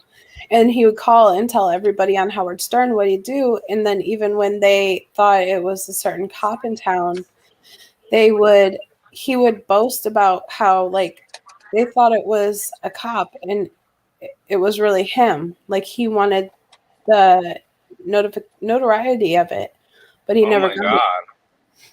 Yeah. So technically, after I started thinking about it, I'm like, yeah, this dude is actually an incel. The Clay County killer is technically an incel. Wow. Interesting that he would call Howard Stern and just like tell like in graphic detail like details of the crime. Yeah. Let me see if I can find that. I mean, I suppose that's something like if the Zodiac did that too. Like he'd call like that talk show and be like, "This is the Zodiac," and like try to like get everybody into some sort of frenzied panic. I wonder. Yeah. I'm so curious to figure out how this guy ended up getting caught. Like, what was it that led them to find this guy? Well, I know that they did find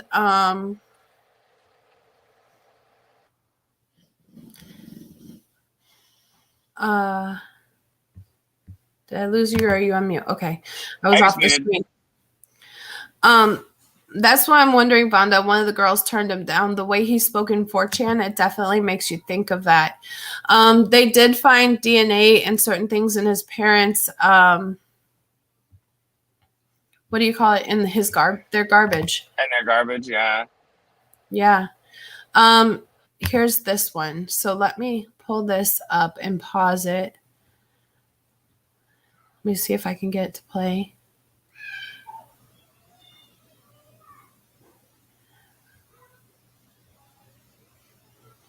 I want the video, not that. Well, I could still do this. Let's just do this. In the car, yeah. I think the car had a lot of DNA too. So let's share the screen on this. Did he happen to own a white Elantra? Yeah, I think that's how they found him, is they tagged him to him and Pullman, and then traced him back to Pennsylvania where his parents were. So because it was technically winter break, you know. Right. Okay, so let me adjust this. I feel like he planned to use the fact that there would be a lot of activity, people going in and out of that place. Yeah. Most definitely. Because of their, they're coming into town to pick up their kids, and they're leaving town with their kids to go home, and bringing kids back. Or there's a lot of activity and a lot of hustle and bustle. I mean, probably thought, well, if I do this now, when all this activity is going on, I can still use my phone as a GPS. I can still follow everything online as it takes place, so I know if I'm being caught or not. Right. Like he's planning it out. Like, I think that will become a factor, because I mean, it's like gotta be one of like the top things criminals know by now not to do is take your fucking phone with you on a fucking huge gigantic crime. Like, you'd think criminals would start like going, hey, these phones are really pretty good at solving crimes. Like, come to think of it, that's how they figured out where that's where Kylie Rodney was. How they just fucking looked actually where the fucking ping was. Yeah, exactly where the ping was under the water is where her location was, but they didn't even fucking check. Just basic shit. I bet that didn't happen here though. I bet there was a lot of pressure to get this solved. Like I could feel like that. I felt like from an outside perspective, you just feel the pressure on this one to get it solved. They really needed it handled. Good for them though.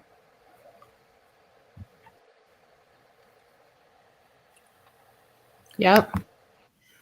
Now on this, let's see if this will play.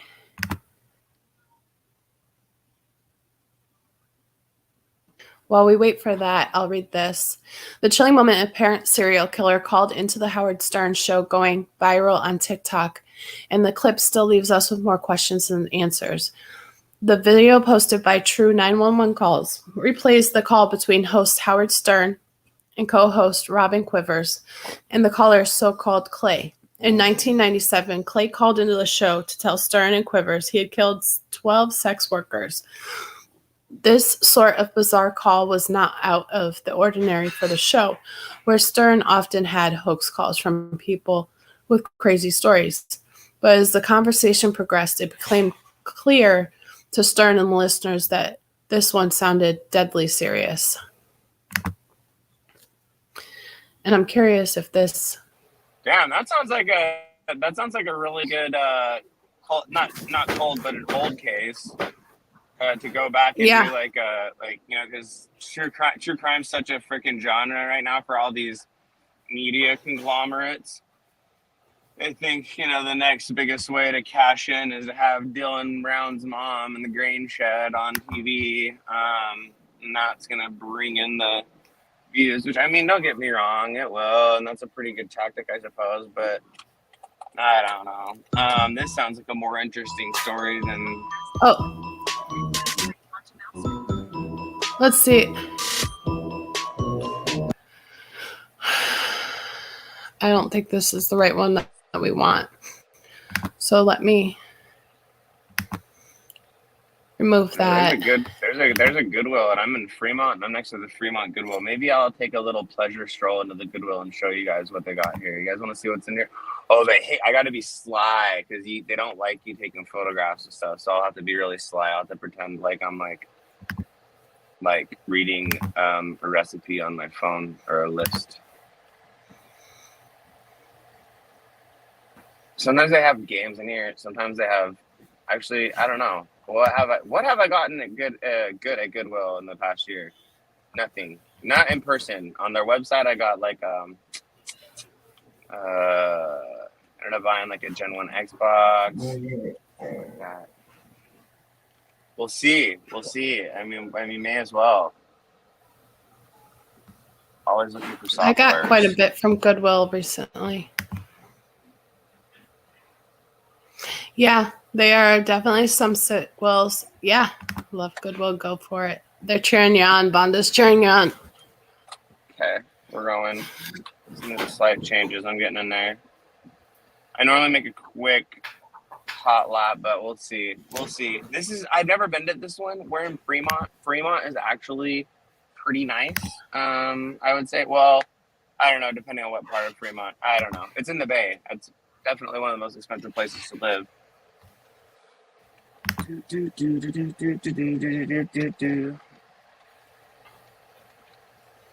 Some of them have more clothes. Some of them have better kitchen stuff. I always like me some good Pyrex. I'm a good Pyrex person. It totally depends what you find. Like I found some really good, what is it? Coral, the plates. Yep. Okay, I think I found it. So let's look this one up.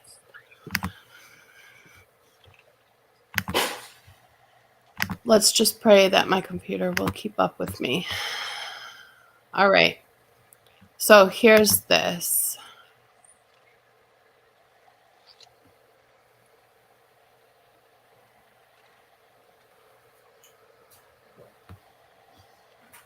Turn right onto Fremont Boulevard.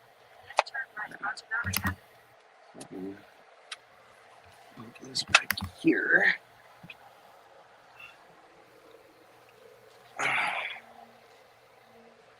All right, I'm gonna mute for just a second, then I'll try to bring the camera up. Okay. If Can I you all see hear anything it? interesting.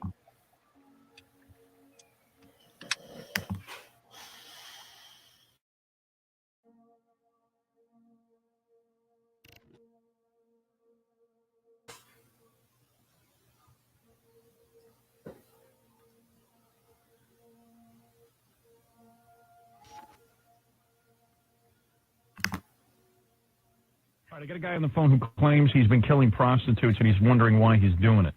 Oh, so maybe he thinks I have an answer. Is this Ed? Ed? No, this isn't. Sometimes I ask them if they think it's dangerous doing what they're doing, if they're worried about things, and they'll laugh it off, and that just pisses me off. Right. And then you go ahead and you kill him. Yeah.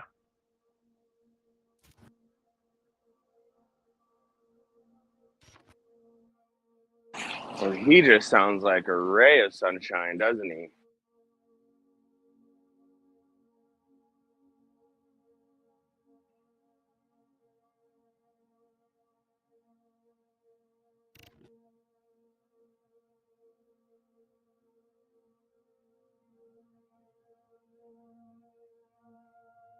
Did you hear me? That guy sounded scary as fuck. All right, I got a guy on the phone who claims he's been killing prostitutes and he's wondering why he's doing it. Oh, God. So Yeah. maybe he thinks I have an answer. Is this Ed? Ed? No, this isn't Ed. Oh. You haven't killed any prostitutes? No, I never said my name was Ed. Oh. Sorry. That's okay. What name do you use? You can call me Clay. Clay? Clay? Yes, Clay. He named Clay. it after So the what Clay happened? How many County. prostitutes have you killed? 12. And you're wondering why you do it? I have a pretty good idea. Why? Did your mom beat you? Did your mom spank you? Was your mom a prostitute? No. Actually, nothing like that. What is it then? I think I just do it for the sense of the power. Right. Do you have sex with them first? Yes, and And then what, you strangle them? once. How else did you kill them? Well, a few times, actually, most times with a hammer. And where do you do this primarily? I've done it twice in a parking garage, and then the rest of the times on the side of the road. And you're from the New Orleans area? Yes. And how, I mean, what do you beat them to death with a hammer? Man. That usually only takes once, and Dude, you got to have a lot of anger in you. yes. And that means you're heartless. You used to kill small animals? No, I've killed a rat. Yeah. Dude, you're a serial killer. Yeah. Yeah. Wow. And you get away with it, I guess, because they're hookers, and so far nobody's... What? Is this Howard? Yeah. Hello? Hello? I didn't know this was Howard. Yeah, it's Howard. Hey, Misty, I gotta tap out. I'll try to come back in a little bit. Okay. Yeah. All right. No, I've never killed a kitten. So how old were you when you killed your first woman? 16. And you must be a powerful kind of guy, big guy. I wasn't then. Right. And when you killed your first one, did you go in there knowing you were going to kill her, or it just sort of happened? I knew I really had it planned out. You know, I wanted to do the whole sending clues. Right. Oh yeah, are you to in? baffle people, but it turned out no one noticed for a long time. Right. Like you killed her on the side of the road? Her, that was the parking garage. Okay. And then what'd you do with the body? You dumped that somewhere? Yeah, actually, I think she's probably one of the ones that they found. Yeah. But let me ask you something. You were sending clues that you were going to do this? No, I was. He was going to doing that. He was going to leave like a note for the newspapers, and you know. But you decided not to. He didn't want to be famous or draw attention to himself. But my problem is, That's what I wanted to do, but. Oh, but you did, but no one noticed the clues. I never sent the clues. I never left anything. You know, I wanted to have my own little signature. Right. I wanted a thumb paint. Oh, with their thumbs. Oh, really? What do you want to do? Thumb paint with their thumbs. Thumb paint what, though? I don't know. Oh, anything. It was in a comic book a couple of years ago. Just seemed like a good idea. Like you take the girl you killed, you dip her thumbs in paint, and then you do like a thumb painting? Yeah. On a piece of paper? Yeah. Now, after you kill somebody, do you play with the body? Actually, the closest I've ever done to that is I always make sure I pay them and I make sure they keep their money. Oh, really? When they're still alive, but with one of them, I did put the money in a compromising place. I see. But that was this one. You know, it had a penis. Oh, really? It was a guy. Yeah, I didn't know at first. So do you ever get? Do you think the reason you're so angry is because you were abused or something? No, I wasn't abused, Howard. Where's your family? You got a wife? I mean, you got a mom, a dad, a wife, children. You got any of that? I've got a couple of kids, but No wife. not married to the mother. You're a white guy? Yeah, Howard, that's pretty funny because the only suspect they had when they started finding the bodies was a black police officer. Oh. Turns out one of them was associated with them. Oh, really? Are you on drugs? I've done acid a few times. So, but nothing heavy. So after you killed the first 60-year-old, like you finished. No, I was 16. Oh, that's right. I'm sorry. She was. All right. So you finish with your sexual gratification, and then you. Not always, no. Not always. You don't even want to get laid sometimes. No, You just want to kill. I'm just bored. Right. But does the killing sexually satisfy you in some way? I can't believe Ed McMahon's not laughing. I've eaten off thinking about it later. Yeah. What do you say? That's about it. He's pleasured himself thinking about it later. Oh, he has. Okay. Now, how far apart are these murders? Like, do you murder and then, like, you feel satisfied for a while? I don't even understand why I do it, Howard. I don't know if I ever get any satisfaction. But how often? Together anywhere was the same night.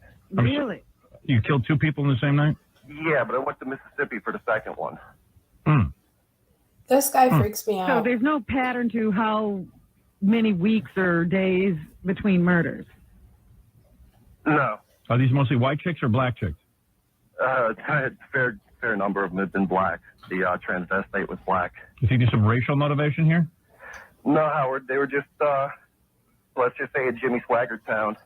Jimmy Swaggart town. Don't know what that means. Me neither, but That's pretty much the area around here where the prostitutes all hang out. I see. And Because it's he just couldn't get whoever an comes actual up to date. you. You don't pick a certain type. I don't even approach them. I wait for them to approach me, Robin. And do you ever Exactly, Sharice. do you ever like look into their eyes and go, you know, gee, these people were just children at one point, and maybe they just had a tough life. And I've let a couple go. you have. Like, what happened? You're in the middle of killing them, and then they what do they say? Why would you let one go and kill the other? There was this one. Go ahead. I think she was probably really new to it. Yeah. There was just something about her. Maybe she reminded me of my ex-fiance, but Right. You somehow relate. more of an innocent quality. You somehow felt bad for her. Yeah. So you killed your first woman. When was the last time you killed? It's been a few months. Right. Actually, it's been going on a year. So what Thank do you you, think Blue you're going to do? Do you Diamond. think Much you're going to love. kill yourself? Do you think that you Are think you you'll going to kill again? Can you stop If this? I killed myself, I'd miss the next Batman movie. Right. You don't want to do that. No. No, but in all seriousness, I mean, do you think that you could control this? Do you think you can stop? I think I have been. Oh, you have been for the Yeah, last he couple said of months. A year he hasn't killed. Oh, a year. Yeah. Almost. So why do you think you stopped killing all of a sudden? I really don't know, Howard. Part of it had to do with my car broke down. Oh, no transportation. Seriously? That's the reason? Well, that was the reason for a month, but after that, I guess it was all self-control. Wow. But So you don't want to do this anymore? No, he wants to do it, but he's controlling himself. Like you want to kill women, right? Sure. Yeah. And what do you like? Do you enjoy seeing them struggle as you kill them? Actually, none of them really struggle. Do you hit them from behind or do they see it coming? I can't get inside their minds, but let's just say I hit them. But, I mean, are you facing them? Yeah. Oh, so you can see their face and everything when you do it. Yeah. The worst I've ever gotten was one tried to grab my neck. I've never gotten any of the claw marks or anything that are dead giveaways. Right. You must be very powerful. I wouldn't call myself powerful. Maybe intimidating. Why did you use a hammer? You think you? Because it was in a book I read. Oh. Well, everything's come from Cartoons and somebody else. yeah. When's the last time you got laid? Last week, Howard. Oh yeah, so you didn't kill that girl No. because she wasn't a hooker. No. Right. It's only hookers, though. A lot of serial killers are only into hookers because they know A, Easy. probably won't get caught, and B, they have some kind of anger toward hookers. So there's no way I'm going to talk you into giving yourself up or anything, right? No. I shouldn't even waste my time. I know I'm going to get calls after this, and people are going to go, Howard, how come you didn't catch him? I'm Has going, anybody ever been close to catching you? No. No. Actually, someone once, when it was in the newspaper, someone joked to me. I know it was you, but well, they were joking. right. Yeah. Do you have a lot of tattoos? I don't have any tattoos. I wouldn't do that to myself. Right. And do you get high before you do this? I've gotten pretty drunk before. Yeah. I'm the only guy you could. Am I the only guy you ever told about this? Yeah. Wow. I guess that's sort of an honor. I've told a couple of women, Howard, but They're dead. Yeah. Do you tell them first and then you kill them? yeah. What do you say to them? Let me. Fun. All right. Let's Every see. now and then you can play the running game if you're out in the middle of nowhere, and we got a lot in the middle of nowhere down here. Right. So, in other words, let's say you're with a woman, right? A hooker. Yeah, Howard. And you say to her, okay, honey, you just had sex and everything. What do you say to her to torment her? How do you break the news to her that she's going to die? It really depends on my mood. Just give us an example. Well, if I wanted to, I could just say Baba Booey, but that would be pretty, No, come on, be serious. What do you say to them? I can say you're going to die. And then what do they do? I like to articulate a little more than that. Mm-hmm. Sometimes I ask them if they think it's dangerous doing what they're doing, if they're worried about things, and they'll laugh it off, and that just pisses me off. Right. And then you go ahead and you kill them. Yeah. All right. Well, there you go.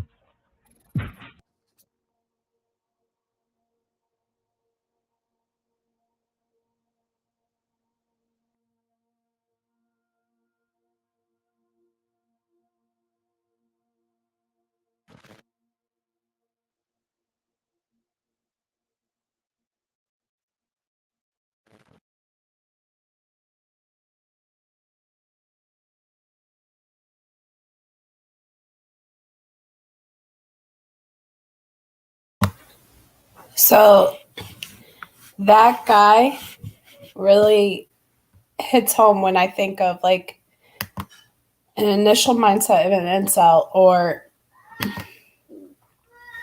that sort, It's just insane to me what goes through their mind. Now, here's another one that I wanted to check out.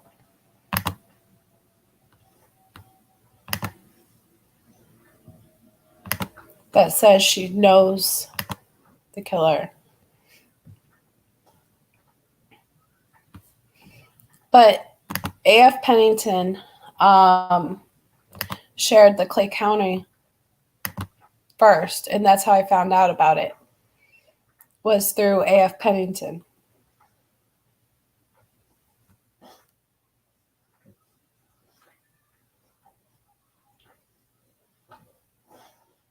Okay. I don't have many followers, so I'm not sure who this is going to reach Yeah, he out is, to. Sharice. But regarding the case of the 4 Idaho students that were slain and the arrest that was made, I used to be friends with Brian Koberger during my middle and high school years. And then before anyone comes at me and says that I'm just running for clout, I'm not. I have pictures that I will show you. I have screenshots that I will show you.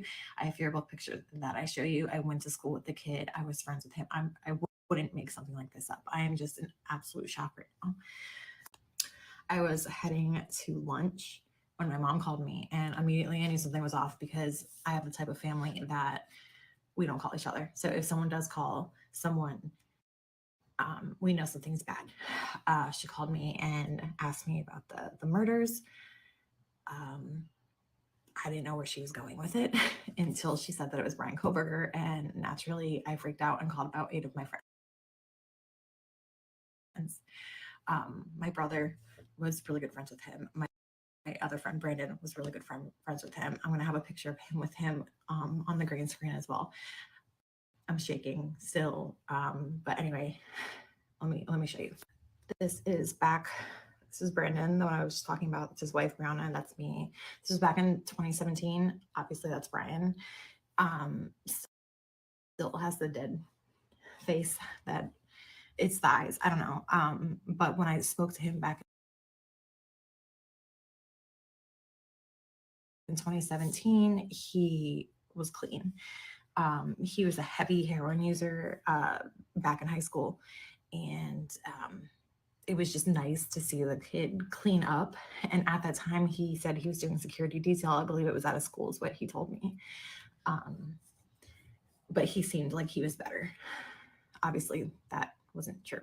Here's another picture from a party that we had at Brandon's house. That's Brian there. He used to be a bigger kid as well. But again, that's him. And then at the same wedding, I'm here, but he's back there. He was sitting at the same table as me and my mother. But he is back there enjoying a drink. I was sitting right next to him. We talked. He seemed fine. My mom sent me the old school yearbook. That was him. Brian Koberger, that's him. He went to Pleasant Valley, graduated with, I think, my friend Christopher, a year younger than me. This is when he nonchalantly decided to make me drive him around the Poconos for heroin, and I had no idea. I thought I was just doing a nice deed because he needed something, and it turns out that he was getting heroin. Sorry, I'm like, my voice is shaking. I might make a part 2. I probably have to. I don't have a 6-minute feature. I only have a 3-minute feature. I also talk really fast, so I'm sorry.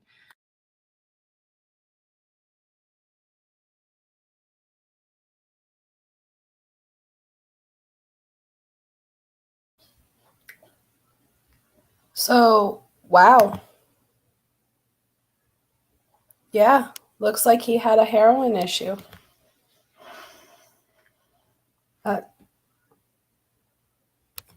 And a security guard.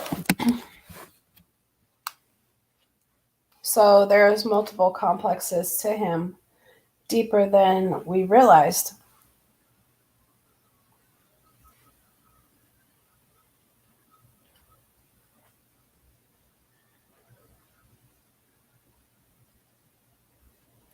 Okay, per Josh Benson, it says his DNA has been matched to the genetic material recovered at the off-campus house where the students were stabbed to death.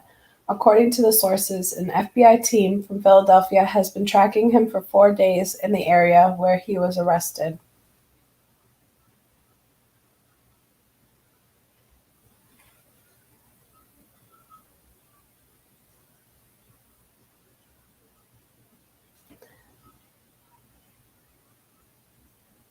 That's a good point, Charisse. That's a really good point.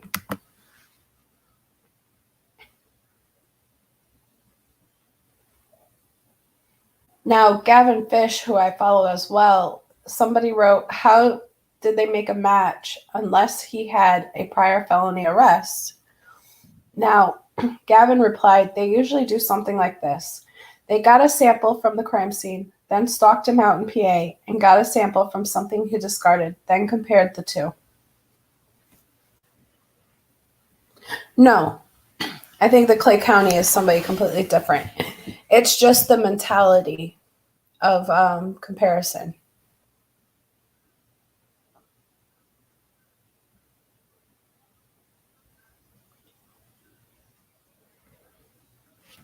A note on that house. You wouldn't catch me living in that house where it's situated. Makes it easy to infiltrate.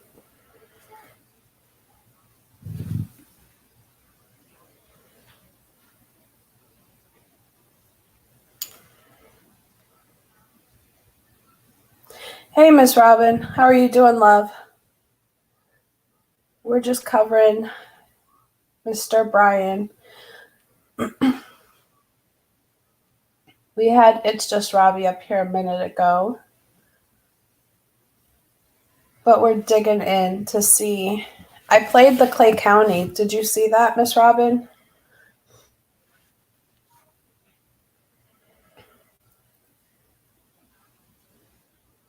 And he had and I was trying to compare like the mentality of him going after women of the night. Okay.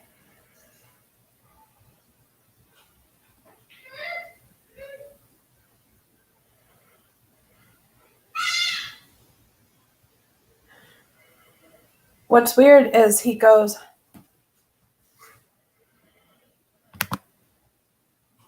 as a young student, one looks from a home like Caton and Cost. You don't think something like this is going to happen to you, though. Yep.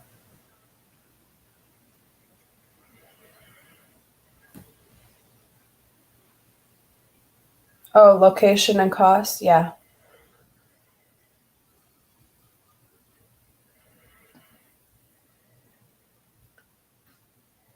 They also, in 4chan, mentioned that he is on S Watch, which doesn't surprise me, to be honest.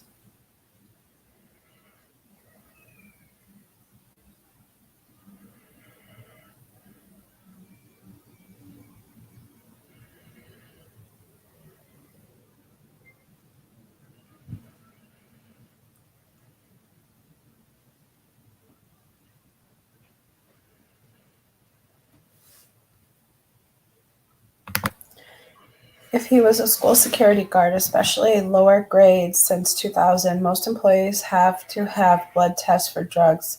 His DNA could have been in the system from then. That is true, but it would have been in CODIS.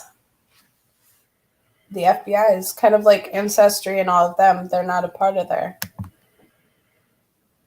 It's a major thing with depraved killers. They go for at least one thing. They crave sex. Look at many serial killers in the past. Exactly. It's almost like an internal orgasm, in my opinion, if they didn't follow through with the actual act. It was internally pleasing.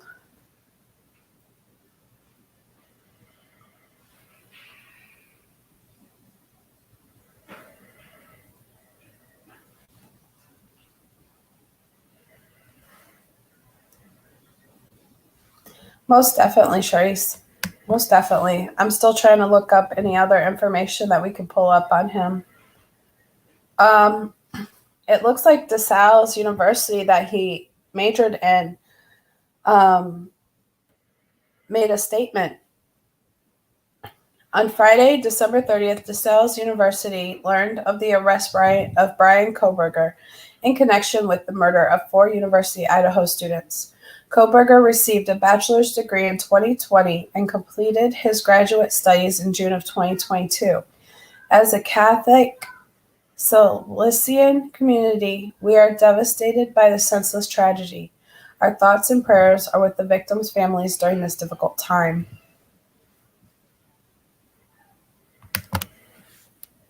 They get away with a lot of because historically, many sex workers never get taken seriously. So many attempts to catch were missed. It's shocking. I agree, Easy Now. And plus, half the time, that's why I really like what Grady Judd does.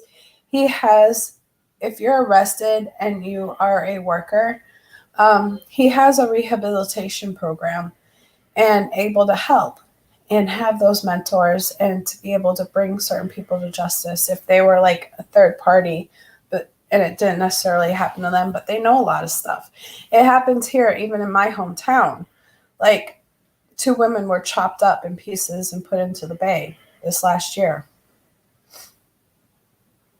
But what was amazing is he definitely had everybody fooled. If he was using H and then had high accolades and became psychology and criminology majors, he definitely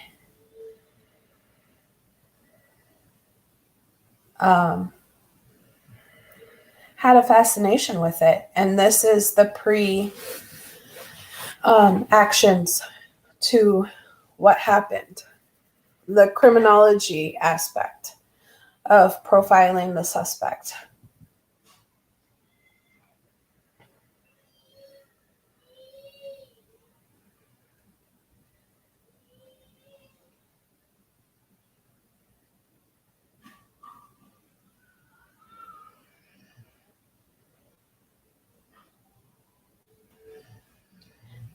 And what gets me is a lot of people are putting criminology as his main, but he has his PhD in psychology. But that's getting drowned out with his fascination with criminology.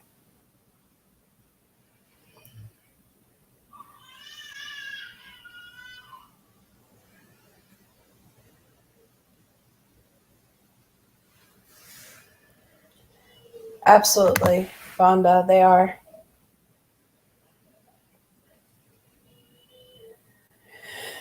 And that makes me think of one of my good friends who's a detective in town.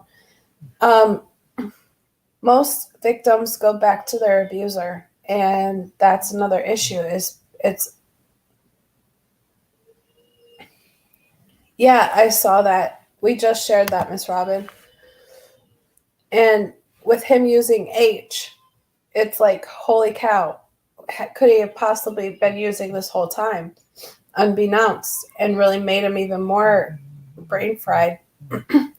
But Easy Now, there's been multiple resources to help, even in our town, but they go right back to who they are abused. It's almost like the same comparison to when a felon has been institutionalized for so long.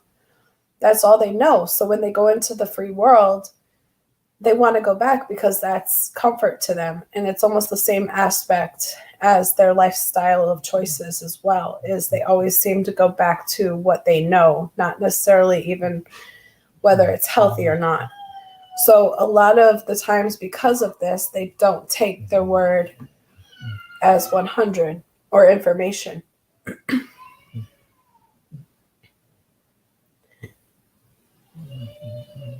Miss Robin, have you found, I just woke up before my live.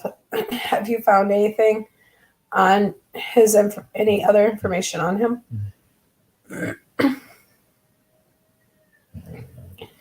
Because I'm about to completely lose my voice.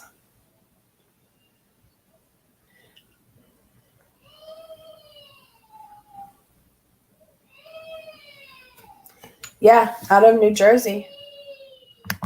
Pennsylvania and New Jersey. Her name's Amanda is what 4chan, or where did I read that? Exactly, Charisse. Because whether or not it's a good environment, it's what they're used to.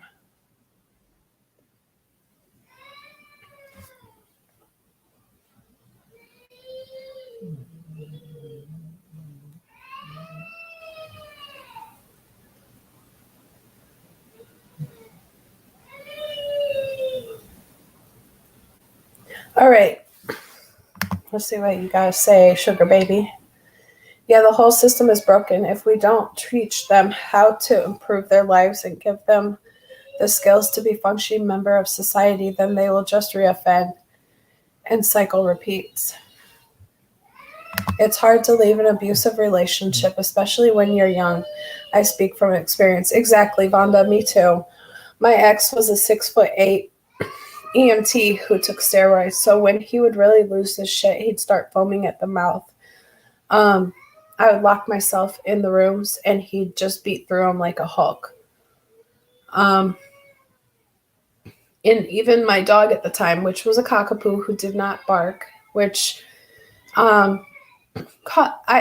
refrained from speaking on that with the Labradoodle, but I had a cockapoo and she never barked. But whenever he would go psycho and go crazy after us, she would tremble and hide in the corner, just shaking and trembling. She would never get hurt, but she would be trembling. They don't know how to behave and can't get a decent job and can't do for themselves because the system does everything for them. Not necessarily. It's kind of like when you get out of jail after 30 years and all you get handed is a EBT card and that's it.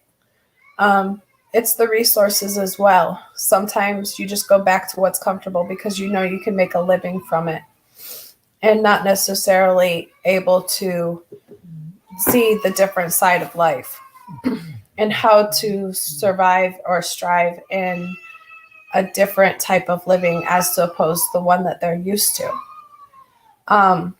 Because they can't get a job because of their background, but also they don't have the resources or help or financial aid or even the middleman. You know, it's kind of the same scenario. Sometimes there's not enough backing up on and support, because when you know you are comfortable in one area and hustling, it's it tends to be your fallback. Like me, I was always a chef and a server. So if my actual career ever fell through, I know I always had the backup. And it's kind of the same scenario. It's what they know and what they know that they can get through.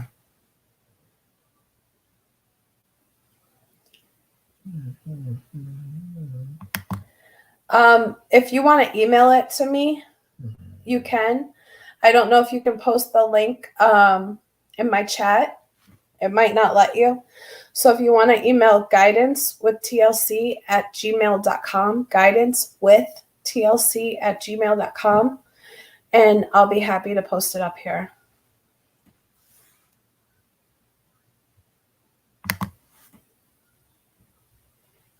To a point, society doesn't want the person they was in society, but they won't give them the chance to be a better life. Look how hard it is to get a job as a felon. If they can't get a job, they will just go back into the life they know how to survive in. That's 100% correct. Easy now. You know a lot being a sugar baby, sir. And that's the hardest part is if you have nobody there in your corner backing you up or pushing you to do better, of course you're going to go to the easy route. But it's having those systems in place to actually support and empower them. That's what they're lacking, is empowerment and the push. Because half the time, you'll have people that will just put you through. Sorry, Leanne. If you want to email it to me, you're more than welcome to. I just don't know that YouTube will let you post the link to it, and I'll be happy to share it if it hits my email box. But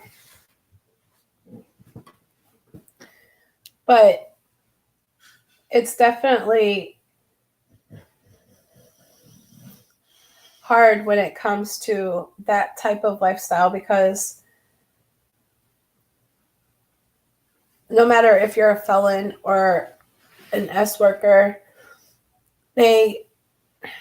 you don't have enough of the middle party resources to empower and actually feel like you care. Kind of like when you go into say a doctor's office and you feel like a number and it's not genuine, which we know there are. And then you go into a doctor's office that you feel like they actually, here, I'll type it in, feel like they actually care. It's night and day, right? And then your follow-up and your followed-up care changes because you actually feel like that doctor cares. I think of that as almost as the same resignation. Oh, with my voice, I can't say anything. Where it definitely relates, So, hey, Kendra, good to see you, lovely. Welcome in. Thank you for stopping in. But I feel as though it's more of the fact that they don't have anybody to really push them or empower them. Well, there's not enough. Not that they don't have any, there's just not enough resources to actually be that middleman and feel like you're doing it with passion and they feel like you're actually receiving it with somebody that cared.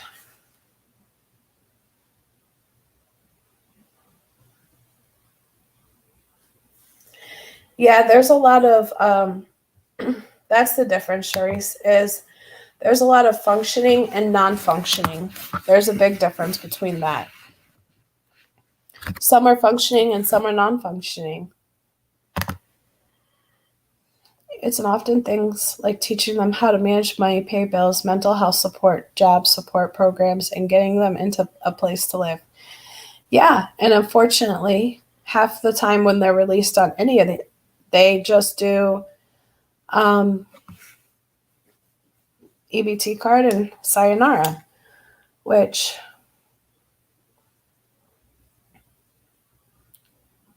I feel bad for in a sense, because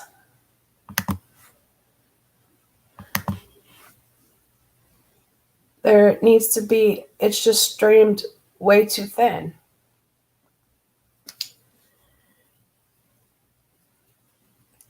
Let me know if you send that to me and I can pull it up.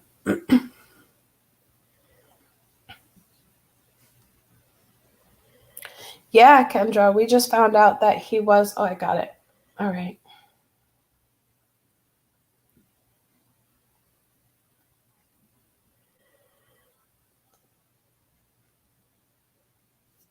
Let me just open it up on my computer. Yeah, somebody that personally knew him said he was an H addict. So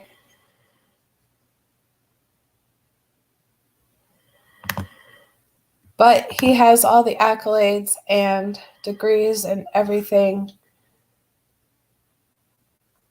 for psychology and criminology, which is interesting too. Got it. Thank you, Leanne. I'm just waiting on my Gmail to load.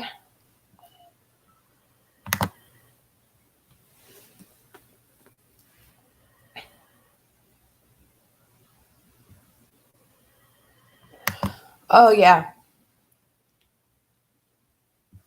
This was his mom's letter regarding his sister.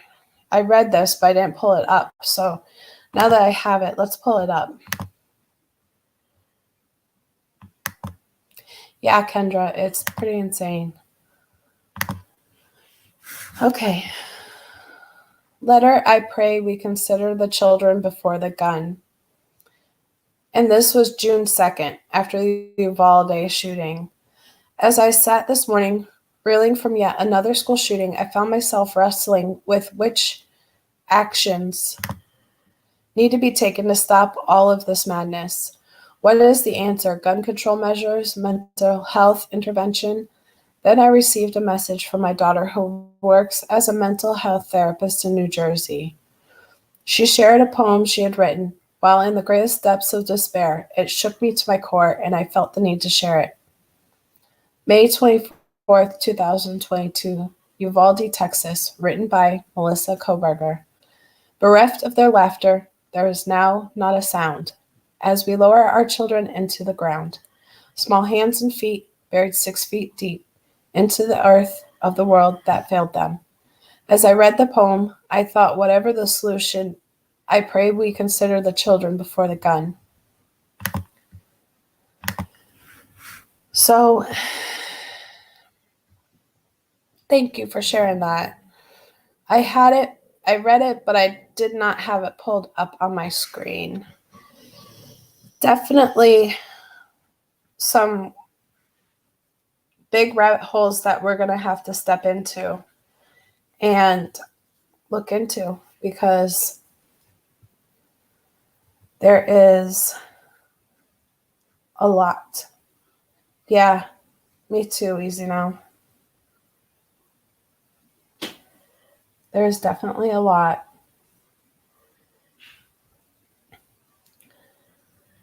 Well, anyways, I am going to get going. I have to feed the kids. And then if the memorial, there's so many people that are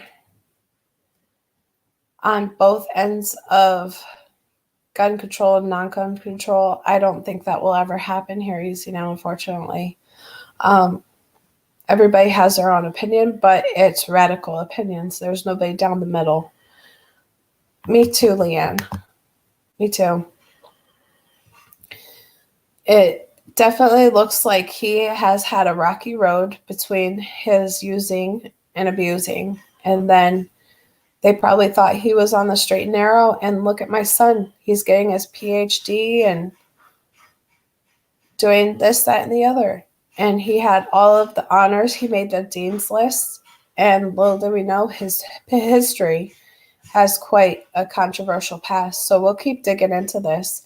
Happy New Year, Kendra. Thank you for stopping in. If they do post the ceremony later, I will probably go live and share that. And I look forward to watching it with you. And I hope you all have a beautiful and blessed evening. And I will be back. Love y'all and adios. Thank you again.